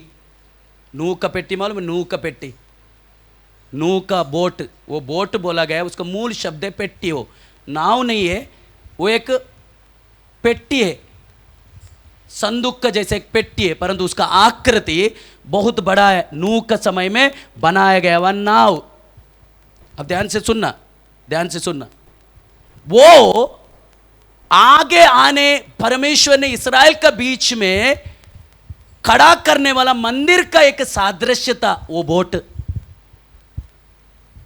हाँ, वो बोट मंदिर के एक सादृश्य, ताकि उस जगह का द्वारा नाश होने वाला लोग बच सके। इसके लिए वो बनाने के टाइम में उसको 3 माला बोला, 3 माला। जैसा हमें आंगन, पवित्र स्थान और अति पवित्र स्थान जैसा यरूशलेम मंदिर में था, वैसा ही नूह ने बनाया हुआ जहाज में 3 माला था। 3 माला वही दर्शाते हैं। हमें आंगन, पवित्र स्थान, अति पवित्र स्थान को दर्शाते हैं। इसका मतलब शुरुआत में परमेश्वर ने लोगों को बचने के लिए बनाया हुआ एक छोटा सा मंदिर है, वो है नूह का पेट्टी। नूह का पेट्टी। परंतु उस समय में परमेश्वर ने वो आज्ञा क्यों दिया मूसा को? वहां लिखा है उत्पत्ति किताब 6 अध्याय का 7, 8, 9 वचन, जरा फटाफट पढ़िएगा, फटाफट, समय खत्म हो रहे। तब यहोवा ने कहा, मैं मनुष्य को जिसकी मैंने सृष्टि की पृथ्वी के ऊपर से मिटा दूंगा। क्या मनुष्य, क्या पशु, क्या रेंगने वाला जंतु, क्या आकाश के पक्षियां, सबको मिटा डालेगा। क्योंकि मैं उनको बनाने से पछताता हूँ। परंतु यहोवा की कृपा की दृष्टि, यहोवा परमेश्वर का कृपा की दृष्टि नूह पर बना रही। आगे नूह की वंशावली ये है, नूह धर्मी पुरुष, 9 वचन, 9।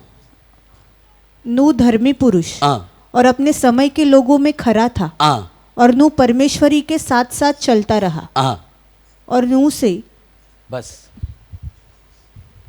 परमेश्वर पृथ्वी को पूर्ण रीति से मिटाना चाहा। इसके लिए परमेश्वर का कृपा दृष्टि नूह को ऊपर हुआ। किसको ऊपर हुआ? कृपा दृष्टि नूह को ऊपर हुआ। अगर परमेश्वर का कृपा दृष्टि अगर नूह को ऊपर हुआ, उसका नीचे लिखा है वो उस समय का लोगों में नीतिमान था, कोई चूक ना करने वाला और परमेश्वर का साथ साथ चलने वाला व्यक्ति था। अभी देखो, एक व्यक्ति को ऊपर अगर कृपा दृष्टि हुआ, एक व्यक्ति को ऊपर कृपा हुआ, अगर कृपा हुआ बोल के ऐसे रह सकते हैं क्या? बोलो ना, बोलो। अभी बहुत सारा दुनिया में ऐसे की भी टीचिंग आया है, कृपा का सुसमाचार। उनका कहना है अगर यीशु मसीह को उद्धारकर्ता प्रभु करके स्वीकार किया, बपतिस्मा लिया ना, उसका बाद तुम कुछ भी करो, कैसा भी जिंदगी जियो, तुमको स्वर्ग पक्का मिलेगा। ये गलत टीचिंग है। अगर कोई भी आएगा तो आप ये कदापि एक्सेप्ट नहीं करने का। अगर यीशु मसीह को उद्धारकर्ता प्रभु करके स्वीकार किया, बपतिस्मा लिया ना, बाकी बाद में तुम कुछ भी कैसा भी जिंदगी जियो, कुछ नहीं होगा, स्वर्ग तुमको पक्का है। अगर बोलने वाला अगर सुसमाचार है ना, वो थोड़ा सा गलत है। अगर कृपा दृष्टि हुआ, कृपा में बना रहने का काम मेरा और आपका है। आपको समझ में आया ना? अगर मिला हुआ कृपा को अगर व्यर्थ किया, बचेगा क्या? बचेगा? अरे ऐसा लिखा है, मैं नहीं बोलो। 2 कोरिन्थी 6 का पहला वचन में वही लिखा है, पढ़ो जरा। 2 कोरिन्थी 6 का पहला। हम जो परमेश्वर के सहकर्मी है, ये भी समझाते हैं कि उसकी कृपा जो तुम पर हुई उसे व्यर्थ न जाने दो। क्या नहीं जाने दो? अगर व्यर्थ गया तो बचेगा। इसका मतलब नूह ने कुछ तो किया ना काम। कुछ समझ में आ रहा है कि नहीं भाई बहन? कृपा दृष्टि परमेश्वर को उसको ऊपर हुआ, वो उसी में बैठा नहीं। अगर मेरे ऊपर परमेश्वर ने कृपा दृष्टि किया, मेरा काम है उसका राहों में चलना। इसके लिए पौलुस कोरिन्थी कलीसिया को बोला, परमेश्वर से मिला हुआ कृपा को व्यर्थ ना करने के लिए मैं तुमको वार्निंग दे रहा हूं। ऐसा उसका ट्रांसलेशन है। मैं तुमको समझाता हूं नहीं, मैं तुमको वार्निंग दे रहा हूं। समझाना और वार्निंग देना अलग है ना? अरे बोलो ना। कभी बोला नहीं कि तेरे को मैं लास्ट वार्निंग दे रहा हूँ, ऐसा बोला कि नहीं? पुष्पा बहन बोला क्या अभिषेक को? बोलो आज। मतलब कोरिन्थी सभा को पौलुस जगा रहे, परमेश्वर ने दिया हुआ कृपा को व्यर्थ मत करो। नूह ने नहीं किया, हम व्यर्थ कर रहे हैं कहीं तो कहीं। परमेश्वर ने दिया हुआ कृपा जो अमोघ है, अनोखा है, जो हम जैसा व्यक्ति को पर उन्होंने किया, उसको व्यर्थ नहीं करने का, उसका पीछे पीछे चलने का हमें जैसा नूह ने किया। नूह ने क्या किया? उस समय का लोगों से उसके अंदर 3 गुण था। नंबर 1 वो धर्मी था, नीतिमान था। दूसरा कोई भी गलती उसके अंदर नहीं था। तीसरा परमेश्वर का साथ साथ वो चलता था। कैसा चलता था? हाँ, उस समय में उपवास प्रार्थना के बोलने के लिए कोई भी नहीं था उसको। परमेश्वर इसका मतलब हमारे ऊपर ज्यादा कृपा किया है, ये याद रखना। परमेश्वर हमारे ऊपर ज्यादा कृपा किया ना, ज्यादा मांगेगा प्रभु। उसको ज्यादा नहीं मिला फिर भी चला वो, हमको प्रभु ज्यादा कृपा किया, ज्यादा। अगर ज्यादा दिया, हमसे नूह से भी ज्यादा मांगेगा वो, ज्यादा। पर नूह का चीज केवल हमको सीखना है, उसने क्या किया आप समझो ना। उसका मतलब उस समय में भयानक रीति का बुराई था। इसके लिए यीशु बोला मेरा आगमन का समय में नूह का जैसा, समय का जैसा ही रहेगा। उस समय में भी करोड़ों लोग था। कुछ लोग बोलते अभी 800 करोड़ लोग हैं ना, उस समय में भी इतना ही लोग था, बोलते उतना ही लोग। नूह का समय में भी अभी जो जनसंख्या है उस समय में भी उतना ही लोग था। हमें लिखा है उस समय में बुराई भी ज्यादा था, बुराई। आप देखो सारी जगह पे बुराई, वो बीच में वो लोगों को बोलता रहेगा रे मत करो रे, नाश हो जाएगा। देखो एक बोट बनाने के लिए बोला है, पेट्टी बनाने के लिए बोला है, बचने का है ना, वो पेट्टी के अंदर आ सकते हैं, तुम बच सकते हैं। ऐसा बारंबार चारों तरफ में रहने वाला लोगों को बोला रहेगा। आमीन आमीन। हमारा जैसा नहीं, हम उनका अंदर घुस जाते, पता ही नहीं चलते, विश्वासी अविश्वासी पता नहीं चल रहे।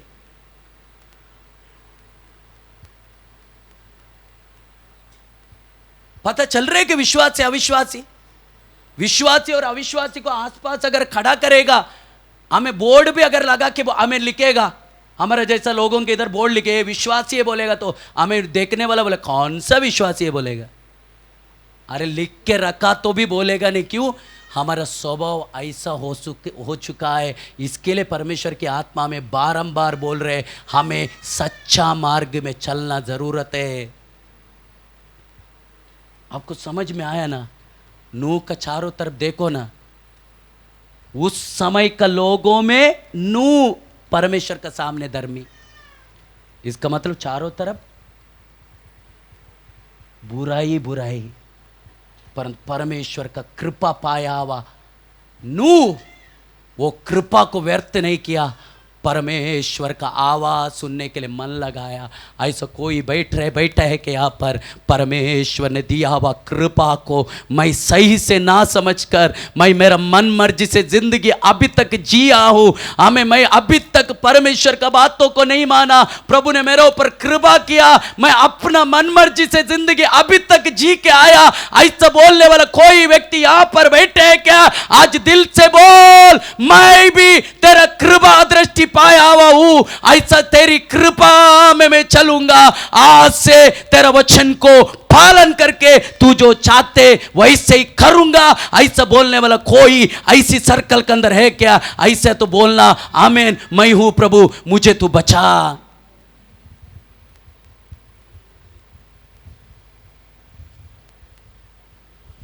नूह को परमेश्वर ने बोला अब एक बोट तैयार कर, बोट पेट्टी। ध्यान से सुनना, वो भी गोफेर वृक्ष। कौन सा वृक्ष? गोफेर। कौन सा वृक्ष? गोफेर। आपको पता है नूह का समय में गोफेर वृक्ष विरल था, कम था, कम। अब ध्यान से सुनना। और उसका बोट बनाने के लिए 10,000 पेड़ लगा, 10,000 पेड़ अंदाज। और गोफेर वृक्ष उस समय में कम था, उसको 100 साल से भी ज्यादा लगा वो पेट्टी बनाने के लिए। क्यों? अर्धा समय तो उसको झाड़ ढूंढने के लिए लगा, इसके लिए 100 साल से भी ज्यादा समय उसने धर्म का प्रचार किया। ऐसा लिखे, धर्म का, नीति का प्रचार किया उसने। क्या प्रचार किया? मैं विश्वास करता हूं झाड़ ढूंढने के लिए गया रहेगा, परमेश्वर बोले गोफेर का, आप बोलेगा नहीं ना, थोड़ा सा चंदन का हमें लकड़ी डालेगा, थोड़ा सा खुशबू भी आएगा ना चारों तरफ, थोड़ा बीच बीच में चंदन का लकड़ी बोलेगा, परमेश्वर बोलेगा फेल, चंदन का लकड़ी नहीं चलेगा, वो कितना भी महंगा क्यों ना हो, मैं जो बोला वही करने का है ना। कोई कोई बोलेगा चंदन का लकड़ी, जैसा मुझे चंदन का खुशबू बहुत अच्छा लगता है, इसके लिए मैं बोलेगा थोड़ा चंदन का लकड़ी बीच बीच में डालता हूं ना, अंदर बैठने के लिए थोड़ा अच्छा से खुशबू आए। नहीं, गोफेर बोला ना, गोफेर, साइप्रस, गोफेर बोला ना, गोफेरी वृक्ष होना चाहिए। परंतु हमें इतिहास बोलते हैं उस समय में गोफेर वृक्ष दुनिया में बहुत कम था, उस समय में कम था। 10,000 पेड़ उस पेट्टी बनाने के लिए लगा। हमें नूह ने क्या किया मालूम है? परमेश्वर ने गोफेर बोला है, किधर मिलेगा?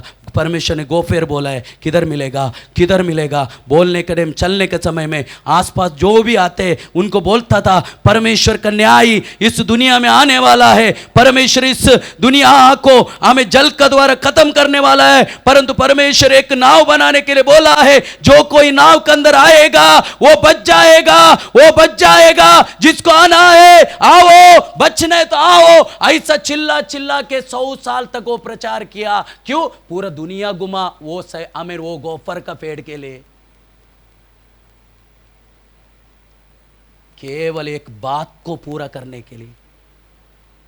और जैसा परमेश्वर बोला, क्योंकि जैसा परमेश्वर बोला वैसे ही बनेगा तो टिकेगा। आप बोलेंगे मेरा मनमर्जी से थोड़ा करेगा ना, नहीं टिकेगा। नूह अपना लोगों का साथ नूह का द्वारा बच गया। 8 लोग। मुझे सबसे अजीब लगा, मैं जब भी रात को देख रहा था, परमेश्वर ने बोला हरेक प्राणी का एक एक जोड़ी को भी अंदर भेजना।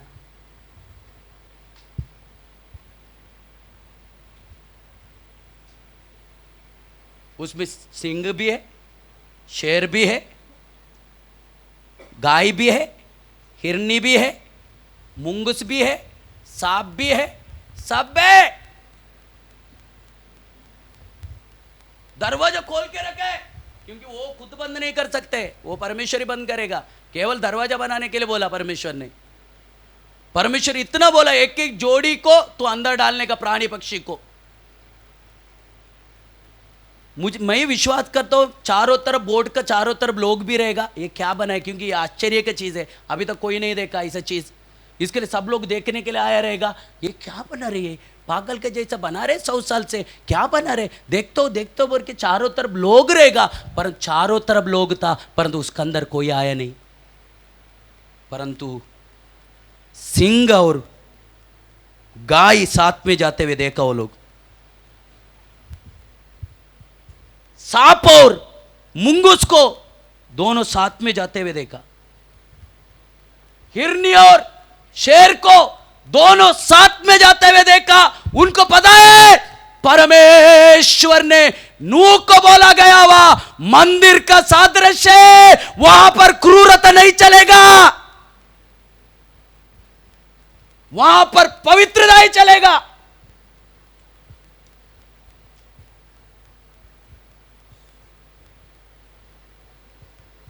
इसके लिए मुंगूस सांप को खाना ही भूल गए। नहीं तो एक दो वैरी है दोनों। सिंह गाय को देख के कुछ नहीं किया, अरे गाय तू भी हम घास खा रहे क्या, चलेगा मैं भी घास खाता हूं। मुझे सबसे भयानक लगा केवल देही प्राणी रहने वाला, देही ना आत्मा रहने वाला मुंगुस, गाय, सिंह, ये सब परमेश्वर का बात को समझा, परंतु आत्मा रहने वाला मनुष्य परमेश्वर का कामों को नहीं समझा।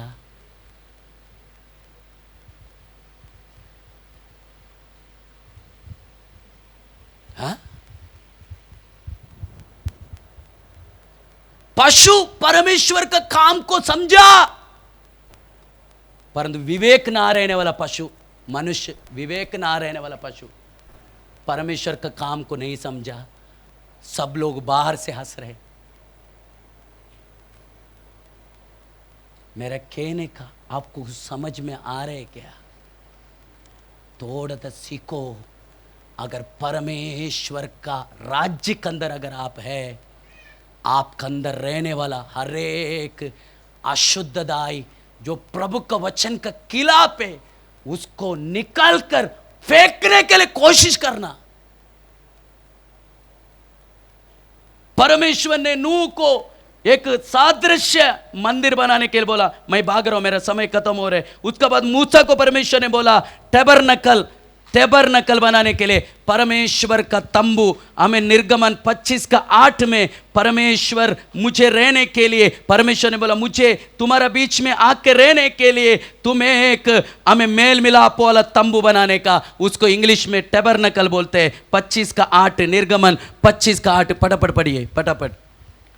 और वे मेरे लिए एक पवित्र स्थान बनाए कि मैं उनके बीच निवास करूं। ओके, मूसा का समय में परमेश्वर ने बोला गया एक मंदिर, सादृश्य मंदिर, हमें निर्गमन का 25:8 में है टैबरनकल, परमेश्वर का मेल मिलाप वाला तंबू। यहोशुआ का समय में परमेश्वर ने बोला शिलो का मंदिर, हमें जोशुआ 18 का पहला, जोशुआ 18 का पहला शिलो का मंदिर।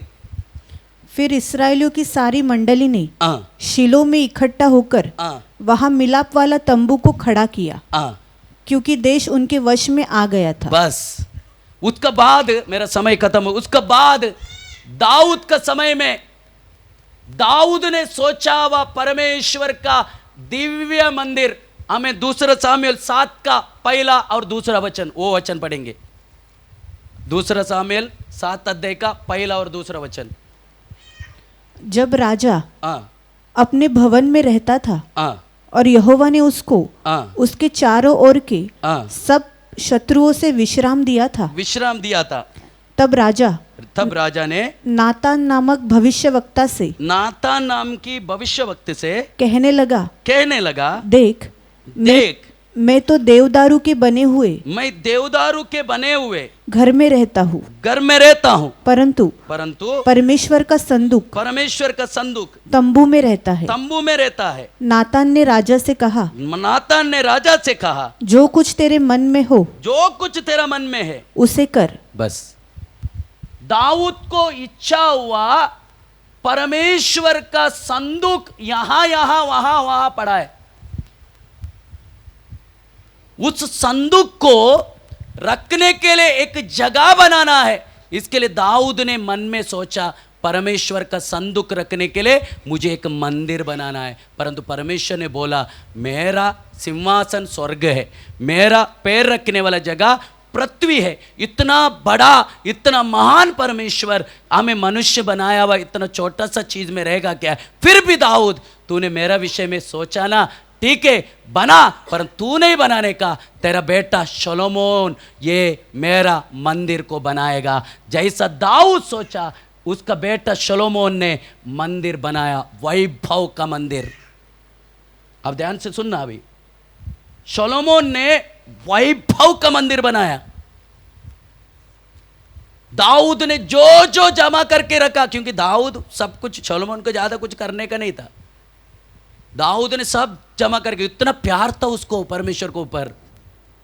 इतना तक भी मंदिर बनाने के लिए जो जगह था वो दाऊद ने खरीदा हुआ जगह था, ऑर्नान से, पुक्कड़ में लिया हुआ जगह नहीं था, क्योंकि उसको मालूम है परमेश्वर के लिए जो कुछ बनाएगा वो पुक्कड़ में नहीं होना चाहिए। उसके लिए उसने हमें ऑर्नान बोला, ले लो आप, आपका मर्जी से ले लो, परंतु वो बोला नहीं, मैं पुक्कड़ में नहीं लेगा, परंतु उसका पैसा दे के लेगा। ऑर्नान का जो हमें जगह है, ऑर्नान से खरीदा हुआ जगह है, हमें परमेश्वर का यरूशलेम मंदिर बनाया हुआ जगह, और हमें अब्राहम ने हमें इसहाक को बलि दिया हुआ जगह है, परमेश्वर ने हमें मंदिर बनाने के लिए बोला हुआ जगह। और वो जगह में शलोमोन ने अच्छा मंदिर बनाया। हेतु संदूक रखने का, बाकी कुछ भी नहीं था। दाऊद की इच्छा यही था, संदूक वहां यहां है, कपड़ा का घर में, मैं तो बड़ा महल में रहता हूं, ये प्रभु का आशीष है, पर मुझे उसका मंदिर का संदूक का विषय में सोचना है। ये दाऊद का चिंता था, दाऊद का चिंता था, हमें मंदिर इसके लिए कि संदूक रखने के लिए मंदिर बना, संदूक भी रखा, परंतु संदूक वो ध्यान नहीं दिया। मंदिर मेन नहीं है, पर मंदिर बनाने का पर्पस मेन है, उद्देश्य मेन है। मंदिर कितना भी वैभव से रहे, परंतु उद्देश्य मेन है। मंदिर में नहीं, उद्देश्य, पर्पस। क्यों? परमेश्वर का संदूक उसके अंदर रखना है, यही पर्पस। परंतु ध्यान उस संदूक में होना चाहिए था। शलोमोन का ध्यान संदूक में नहीं गया, वैभव का मंदिर में गया। आपको ध्यान से सुनना, अभी मैं आपको बोलूं, जो पर्पस के लिए बनाया गया, अगर वो पर्पस ही सही नहीं है तो वो मंदिर को कुछ लाभ है क्या? वो चीज को कुछ लाभ है? अरे बोलो ना, है लाभ है? नहीं। ऐसे ही हो गया शलोमोन का समय में। संदूक को विषय में शलोमोन ने ध्यान नहीं दिया, हमें संदूक का अंदर रहने वाला चीज गायब हुआ। समझ में आ रहा है कि नहीं? मतलब संदूक का अंदर मन्ना डाल के रखा गया वो सोना का बर्तन, आरोन का फला फुला चढ़ी, और उसका बाद 10 आज्ञा लिखा हुआ 2 पटरी, ये समय का मुताबिक मूसा ने रखा, एक साथ नहीं रखा। ये तीनों चीज समय का मुताबिक रखा, ये नियम है परमेश्वर का। वो पेटी बनाने का एक नियम, और उसके अंदर रखने वाला 3 चीज, ये नियम परमेश्वर का। क्यों? समय का मुताबिक बोला, हमें मन्ना डाल के रख एक सोना का बर्तन में। क्यों? तुम्हारा पीढ़ी आएगा, उन लोग पूछेगा तो बताने का मन्ना कैसा आया तुम्हारे बीच में। 10 आज्ञा के 2 पटरी, पीढ़ी बोल हमें पूछेगा क्या? सीनै पहाड़ में हमारे यहोवा परमेश्वर अग्नि के द्वारा प्रत्यक्ष होके मूसा को दिया हुआ 10 आज्ञा हमें पीढ़ी को बताने के लिए, याद के लिए इसके अंदर रखने का। तीसरा, आरोन का फला फुला छड़ी, क्या? ये एक चेतावनी के रूप में रखने का। क्यों? कलीसिया हमें परमेश्वर का अपॉइंट लोगों को, नियुक्त किए हुए लोगों को उंगली उठाने के समय में उनके लिए एक चेतावनी के रूप में यह छड़ी को रखने का।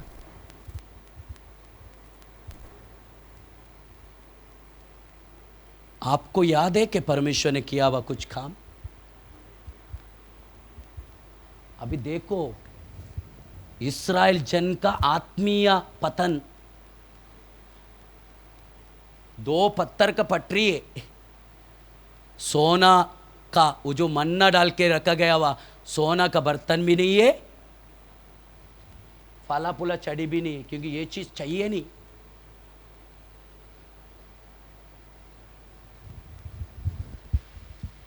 परमेश्वर का सानिध्य का अलावा हम 1 इंच आगे बढ़ सकते हैं क्या? पवित्र आत्मा का उपस्थिति का बिना हमारा आत्मीय जीवन आगे बढ़ सकते हैं क्या? आपसे पूछ रहा हूं प्रियो, बढ़ सकते? बढ़ सकते? इसका मतलब ये जो बात हमारा जीवन में होना बहुत जरूर है। अगर वहाँ पे जो सोलोमन का समय में इस्राएल जन का आत्मीय स्थिति पतन हुआ, भौतिक चीज में कुछ भी कमी नहीं हुआ उनके अंदर। क्यों? सोलोमन वैभव में रहता था, परंतु आत्मीय बात उनका जिंदगी से उतरने लगा। आगे जाके इस्राएल जन परमेश्वर का खिलाफ हुआ। मुझे सबसे अच्छा लगा, सोलोमन मंदिर बनाने के समय में मंदिर का सामने 2 खंबा खड़ा किया, वो मुझे अच्छा लगा। 2 खंबा, वो खंबा बोले तो ये वाला नहीं, सामने सुंदर दिखने के लिए 2 खंबा, एक है याकीन, दूसरा बोवाज। राइट साइड में याकीन, लेफ्ट साइड में बोवाज। राइट साइड में याकीन, लेफ्ट साइड में बोवाज। उसका वचन पढ़ना है तो दूसरा इतिहास 3 अध्याय का 17 वचन में लिखा है। देखो दूसरा इतिहास 3 का 17 फटाफट पढ़िए।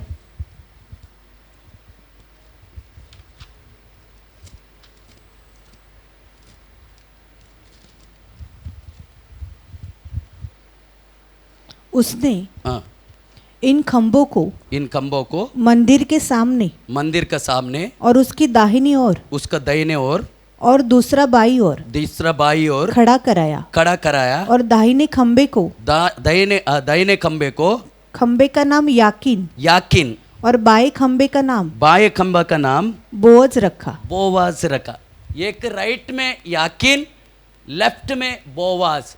याकीन का मतलब है वो स्थापित करता है। बोवाज का अर्थ है उसमें शक्ति वास करता है। याकीन का नाम है वो स्थापित करता है। बोवाज का नाम का अर्थ है हमें उसमें शक्ति वास करते। हमें परमेश्वर का पीछा करने वाला लोग 2 चीज में ध्यान देने का, 2 बात। अगर आप परमेश्वर का मंदिर है, 2 बात में ध्यान देने का। हमारा हर एक व्यक्ति का व्यक्तिगत जिंदगी में, ध्यान से सुनना, परमेश्वर का वचन को हमेशा स्थापित करते रहने वाला होना मांगते। याकीन, समझा? हमारा विश्वासी जिंदगी की यात्रा में हम परमेश्वर का वचन को हमारा जिंदगी का द्वारा स्थापित करना।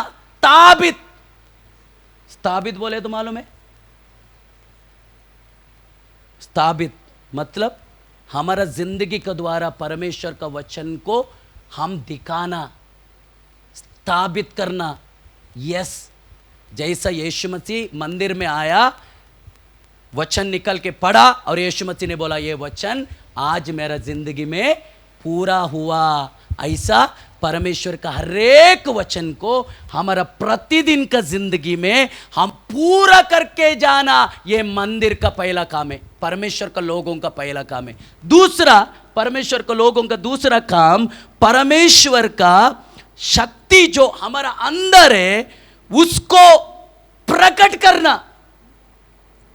बोवास, परमेश्वर का शक्ति जो परमेश्वर ने हमारे अंदर डाला है, उस शक्ति को प्रकट करते रहना, हमारे जिंदगी के द्वारा प्रकट करना, उसको बोलते बोवास। ये 2 काम हम हमेशा करते रहना। परमेश्वर के वचन को हमारा जिंदगी में स्थापित करना, परमेश्वर का शक्ति को हमारा जिंदगी के द्वारा प्रकट करना। यीशु मसीह का शक्ति क्या है? परमेश्वर का शक्ति क्या है? पिता का शक्ति क्या है? यीशु मसीह को मरा हुआ से जिलाया हुआ शक्ति।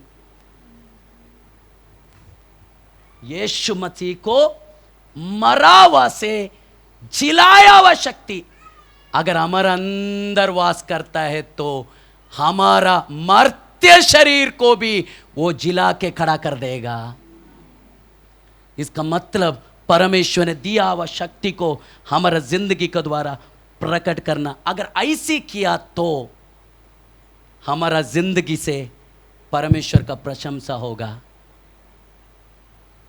प्रशंसा, परमेश्वर का प्रशंसा होगा ऐसा किया तो हमें। परंतु इस्राएल जन उस विषय में वो लोग ध्यान नहीं दिया। इसके लिए परमेश्वर ने बोला शिलो में जाके देखो, मैंने उनका गलत काम का द्वारा कारण मैंने उसका अवस्था क्या किया। ऐसा लिखे है, पढ़ो मत, यिर्मयाह का 7 अध्याय का 11 और 12 वचन में लिखा है, शिलो में जाके देखो, मैं हमें मेरा खिलाफ वो लोग काम करने के कारण उनका अवस्था मैंने क्या किया। अभी परमेश्वर हग्गाई के द्वारा बोल रहे, हग्गाई के द्वारा बोल रहे, जो कोई मेरा मंदिर का पहला महिमा देखा हुआ कोई व्यक्ति तुम्हारे बीच में है क्या।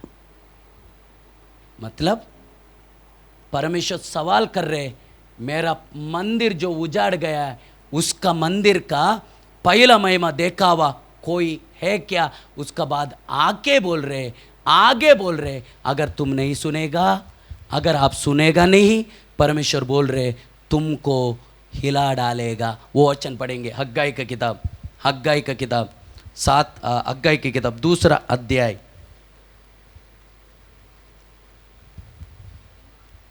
6 और 7, उसमें लिखा है हिलाएगा, और क्यों हिलाएगा वो भी लिखा है। क्योंकि सेनाओं का यहोवा, सेनाओं का यहोवा यो कहता है, अब थोड़ी ही देर बाकी है, अभी थोड़ी देर बाकी है कि मैं आकाश और पृथ्वी और समुद्र और स्थल सबको कंपित करूंगा, सबको मैं हिला डालेगा। मैं सारी जातियों को कपकपाऊंगा, मैं सब जातियों को हिलाएगा, और सारी जातियों की मनभावनी वस्तुएं आएंगी। यस, अगर परमेश्वर बोलते बोलते रहने का अगर नहीं सुना, परमेश्वर बोल रहे मैं हिलाने के लिए शुरू करेगा। हिलाने का पीछे का मकसद यही है, तुम्हारा अंदर रहने वाला अमूल्य चीजों को, कीमती चीजों को, हमें बहुत कीमती चीज है, मेरा जो उद्देश्य है, हमें जो काम है तुम्हारे विषय में, वो अमूल्य चीज को मैं तुम्हारा अंदर से बाहर डालेगा। कैसा? तुमको कंपित करके, कैसा करके? कंपित करके। आपको पता है हमें एक दूध से हमें अगर घी निकलना है, उसका प्रोसेस बहुत लंबा है ना। 2 मिनट में बंद करता हूँ मैं। ऐसा 2 लीटर दूध लाया, ले लो 2 लीटर घी, ऐसा बोलता है क्या? नहीं ना। 2 लीटर दूध ला के 2 लीटर घी लाया, ऐसा बोलते हैं कि नहीं? 2 लीटर क्या लाया? दूध लाया, पर दूध के अंदर क्या है? यस, घी है, पर वो घी को प्रोसेस में डालना पड़ेगा। कैसा? उसको गर्म करना पड़ेगा, हिलाना पड़ेगा। हिलाने के बाद उसमें मलाई निकल के उसके बाद फिर से उसको गर्म करना पड़ेगा। उससे निकलने वाला चीज़ है हमें घी। परमेश्वर वही बोल रहे, दूध के अंदर छुपा हुआ घी को निकलने के लिए मैं गरम करके हिलाएगा। उसका मतलब हमारे अंदर बहुत सारी बात जो बुरा चीज़ है उसको बाहर निकल के फेंकेगा, परंतु हमारे अंदर कुछ अच्छी बात भी प्रभु डालना चाहते हैं। वो हमारे अंदर से बाहर आने के लिए परमेश्वर क्या करेगा? हमें हिलाने के लिए शुरू करेगा, हिलाने के लिए शुरू करेगा। अगर हिलाने के लिए शुरू किया, थोड़ा हिल गया ना, थोड़ा हिलावत हो रहे ना, उसमें ज़्यादा आश्चर्य नहीं करने का। अगर हिलाने की स्थिति अगर हमारे जीवन में आने के समय में परमेश्वर के सामने नम्र होकर बैठने का, प्रभु हमें मेरा जिंदगी में रहने वाला कमियों को, कलमश को दूर कर, मेरा अंदर में रहने वाला हमें भला बात को बाहर निकाल, ताकि पहला मंदिर का वैभव से बढ़कर बाद में का मंदिर का वैभव इसके अंदर बढ़ने लगे। पहला मंदिर से भी बढ़कर वैभव परमेश्वर ये मंदिर का द्वारा करना चाहते हैं। शरीर मंदिर, इसके लिए समर्पण करेंगे। ये उपवास प्रार्थना में परमेश्वर को बोलेंगे, अनागत्य चीज़ जो मंदिर को नाश कर रहे, मैं इसको छोड़कर पवित्र जीवन जीने के लिए जीऊंगा, हमें मन लगाऊंगा। ऐसा बोलकर आज हम समर्पण करें। परमेश्वर इस वचन का द्वारा आशीष करे।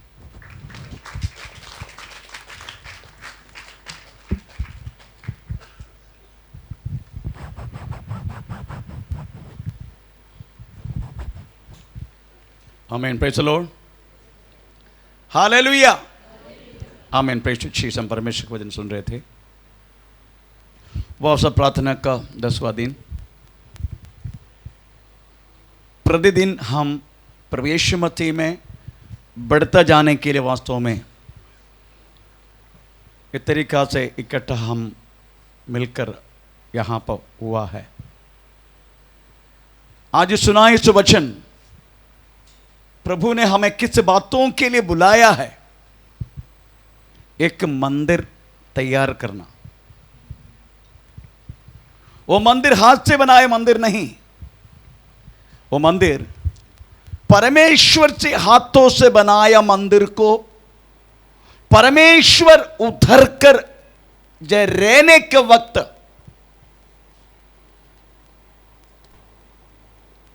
किस तरीका से वास्तव में उस मंदिर को आगे तक प्रभु की आगमन अदरवाइज हमारा मरने तक किस तरीका से वास्तव में मेंटेन करने के लिए हमें बुलाया।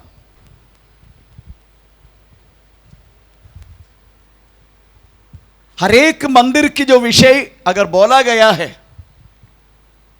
वो मंदिर केवल तत्काल है, और ये बोला गया मंदिर भी तत्काल है। ये मंदिर भी तत्काल है, परंतु ये मंदिर यहां ही उसको मेंटेन करना है, क्योंकि परमेश्वर उतर के रहने वाले का मंदिर था वास्तव में।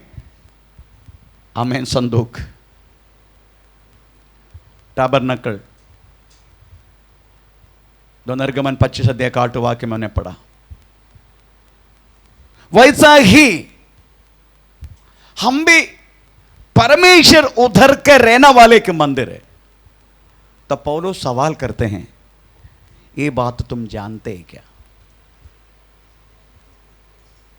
एक सवाल के साथ उसका वचन लिखा गया। पहला कोरिन्थी 3 अध्याय का पढ़ना नहीं, हम हमेशा पढ़ते रहते। हमें 16वां वाक्य, 16, 17, 18 वाक्य। एक सवाल है, क्या तुम नहीं जानते तुम परमेश्वर उधर के रहने वाला मंदिर है करके? तुम नहीं जानते क्या? नहीं जानते। हम प्रभु में आने के बाद भी बातों में मैक्सिमम लोग इस बातों को नहीं जानते, इसलिए उस सवाल के साथ बोला गया है। मैन, इस मंदिर को अपवित्र करने वाला हर एक बात हम स्वयं कर रहे। हम स्वयं इस मंदिर को अपवित्र कर रहे। Praise the Lord. वो कैसे करके आप लोग जानते हैं? कोई दारू पी के, कभी सिगरेट पी के, कोई तंबाकू खा के, गाली दे के, गाली गलौज करके, झगड़ा करके, व्यभिचार करके, पता नहीं भिन्न भिन्न तरीका हम इस बातों के उपयोग करते, ताकि परमेश्वर उधर के रहने वाले इस मंदिर नाश हो जाए। Praise the Lord. क्योंकि हम ये बात नहीं जान रहे। चाहे थोड़ा पढ़ के सवाल है, वो एक सवाल आकर बाइबल खोल के उसमें एक सवाल की चिन्ह है। हाँ, क्या तुम नहीं जानते? क्या तुम नहीं जानते कि तुम हाँ परमेश्वर का मंदिर हो? कॉमनली पढ़ने वाले को वचन है। हो सकता है हर एक चतुर्षा में इस वचन बोला जाते हैं। आमीन। एक सवाल के साथ लिखा गया है, परंतु मैक्सिमम लोग इस बातों को नहीं जानते। हम परमेश्वर का मंदिर है करके, इस मंदिर में प्रभु उधर के रह रहे, ये बात भी हम नहीं जानते। Praise the Lord. तो हम क्या किया? हमने इस मंदिर के कार्यों को छोड़ दिया और बाकी बहुत सारी बातों पर है मंदिर की, पर प्रभु चाहना वाला बात नहीं, हम चाहना वाला बात। ऐसे लिखा है फिलिपियन चैप्टर 2 अध्याय का 21 वाक्य में लिखा है, तुम तुम्हारा काम करने लगा, तुम तुम्हारा काम बिजी होने लगा। तो पढ़ेंगे, तुम परमेश्वर का काम नहीं, तुम तुम्हारा काम में। क्योंकि सब अपने स्वार्थ की खोज में अपने स्वार्थ की खोज में रहते हैं, न कि यीशु मसीह की। ना कि यीशु मसीह की।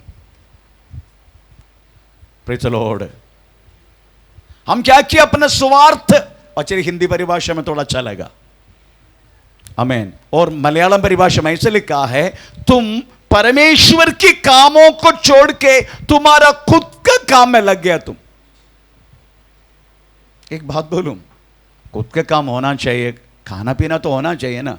ये मंदिर को जिंदा रखने के लिए वास्तव में खाना पीना तो होना चाहिए। मेरे को बहुत अच्छा लगता है, कुछ भाई लोग जो म्युनिसिपैलिटी में काम करते हैं, उन्होंने 5 दिन का छुट्टी लिया, प्रेज़ द लॉर्ड, आमीन, इस प्रार्थना में शामिल होने के लिए। और हमारा बहुत सारे लोग घर बैठे अभी, आमीन। क्योंकि आपको वास्तव में आपका मंदिर को तैयार करने की उस विषय के ऊपर अगर आपको गौरव से आप समझेगा, आपका कामों से बढ़कर है मंदिर, इसको तैयार करना, प्रेज़ द लॉर्ड।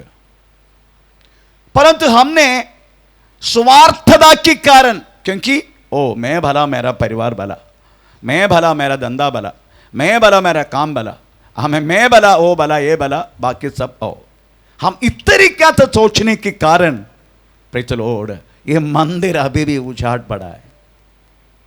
इसको ठीक तरीके से मेंटेन नहीं हो रहे, जो चीज दूर करना दूर नहीं हो रहे, प्रेज़ द लॉर्ड, आमीन। भजन संहिता 132 में दाऊद एक बात तो सवाल कर रहे। भजन संहिता 132 अगर 3 से लेकर 5 वाक्य पढ़ेगा, उसमें एक शब्द लिखा गया है, तो पढ़ेंगे इस वाक्य। निश्चय निश्चय मैं उस समय तक अपने घर में प्रवेश न करूंगा और न अपने पलंग पर चढ़ूंगा, मैं चढ़ूंगा, न अपनी आंखों में नींद और न अपनी पलकों में मैं अपना पलकों में झपकी आने दूंगा, जब तक मैं यहोवा के लिए एक स्थान। पुराना भक्त दाऊद की, प्रेज़ द लॉर्ड, कितना बड़ा निर्णय है वो, आमीन।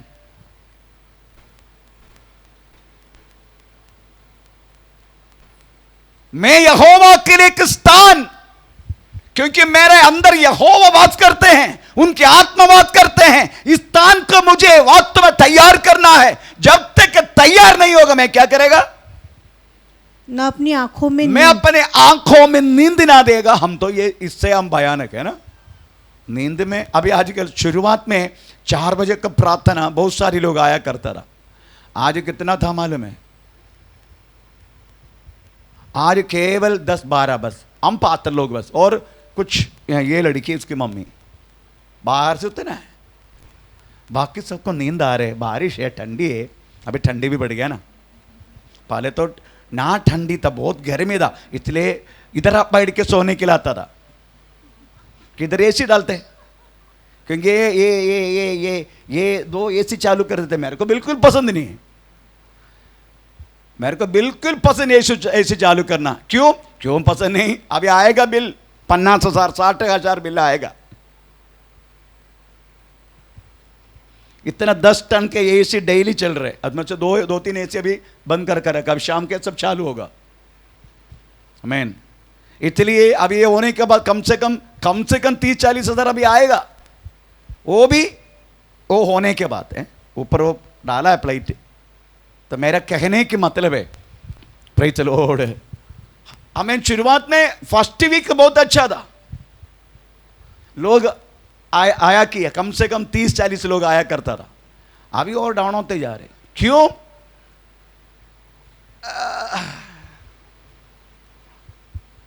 लोग का पट्ठलो। दाऊद क्या बोल रहे मालूम है?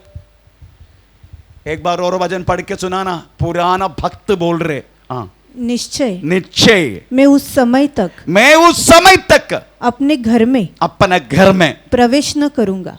हम तो कटिया छोड़ता नहीं है, हम प्रवेश नहीं करूंगा, और न अपने पलंग पर चढ़ूंगा, मैं अपना पलंग पर चढ़ूंगा, न अपनी आंखों में नींद, न अपना आंखों में नींद, न अपनी पलकों में न अपना पलकों में झपकी आने दूंगा, हाँ, जब तक मैं यहोवा के लिए मैं यहोवा के लिए एक स्थान अर- हाँ, अर्थात हाँ, याकूब के सर्वशक्तिमान के लिए याकूब के सर्वशक्तिमान के लिए निवास स्थान न पा एक निवास स्थान, ये निवास स्थान है।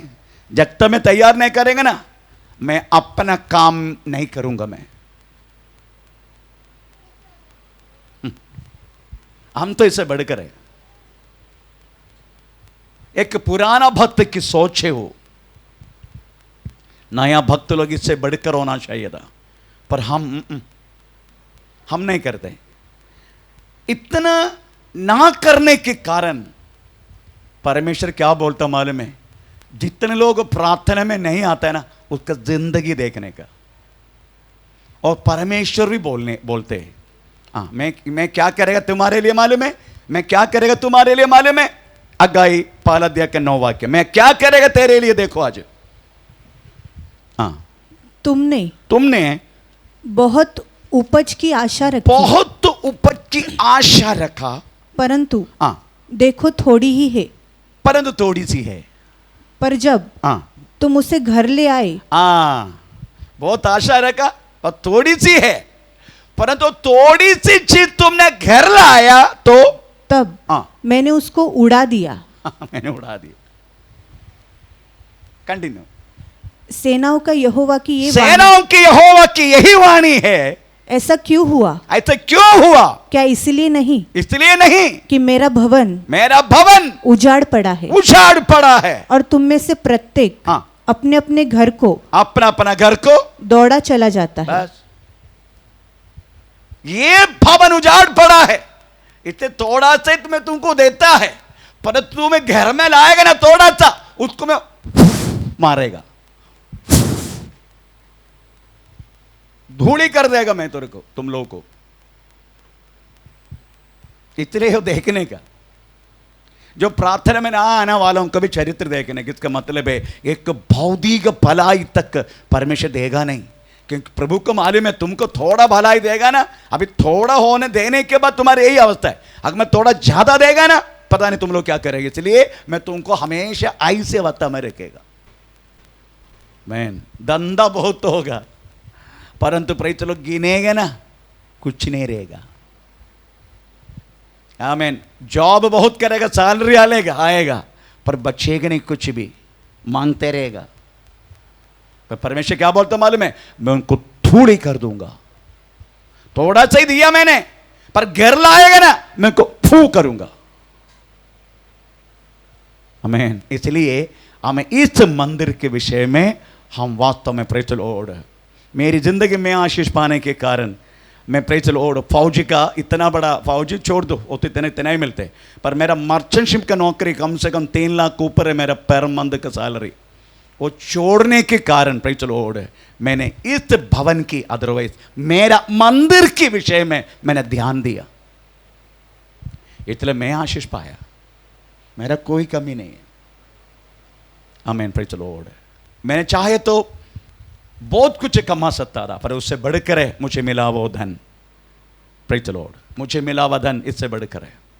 मैं ये सबको प्रभु देना चाहते, सबको। इसलिए ये 21 डेज उपवास प्रार्थना वास्तव में आपका मंदिर के मेंटेन के लिए, आपका मंदिर के विषय के बारे में सोच। अगर ये मंदिर के बारे में आप सोचेगा, इस मंदिर के बाहर की जो आवश्यकता है वो प्रभु सोचेगा। आमीन। Praise the Lord. इसलिए प्रियो हमें बुला इसके लिए, इसलिए मत्ती 6:33 के पहले उनका राज और उसके खोज में रह, बाकी सब कुछ हमें तुम्हें मिल जाएगा। आइए हम अपना को प्रभु का हाथ में समर्पण करें। ओ धन्यवाद करते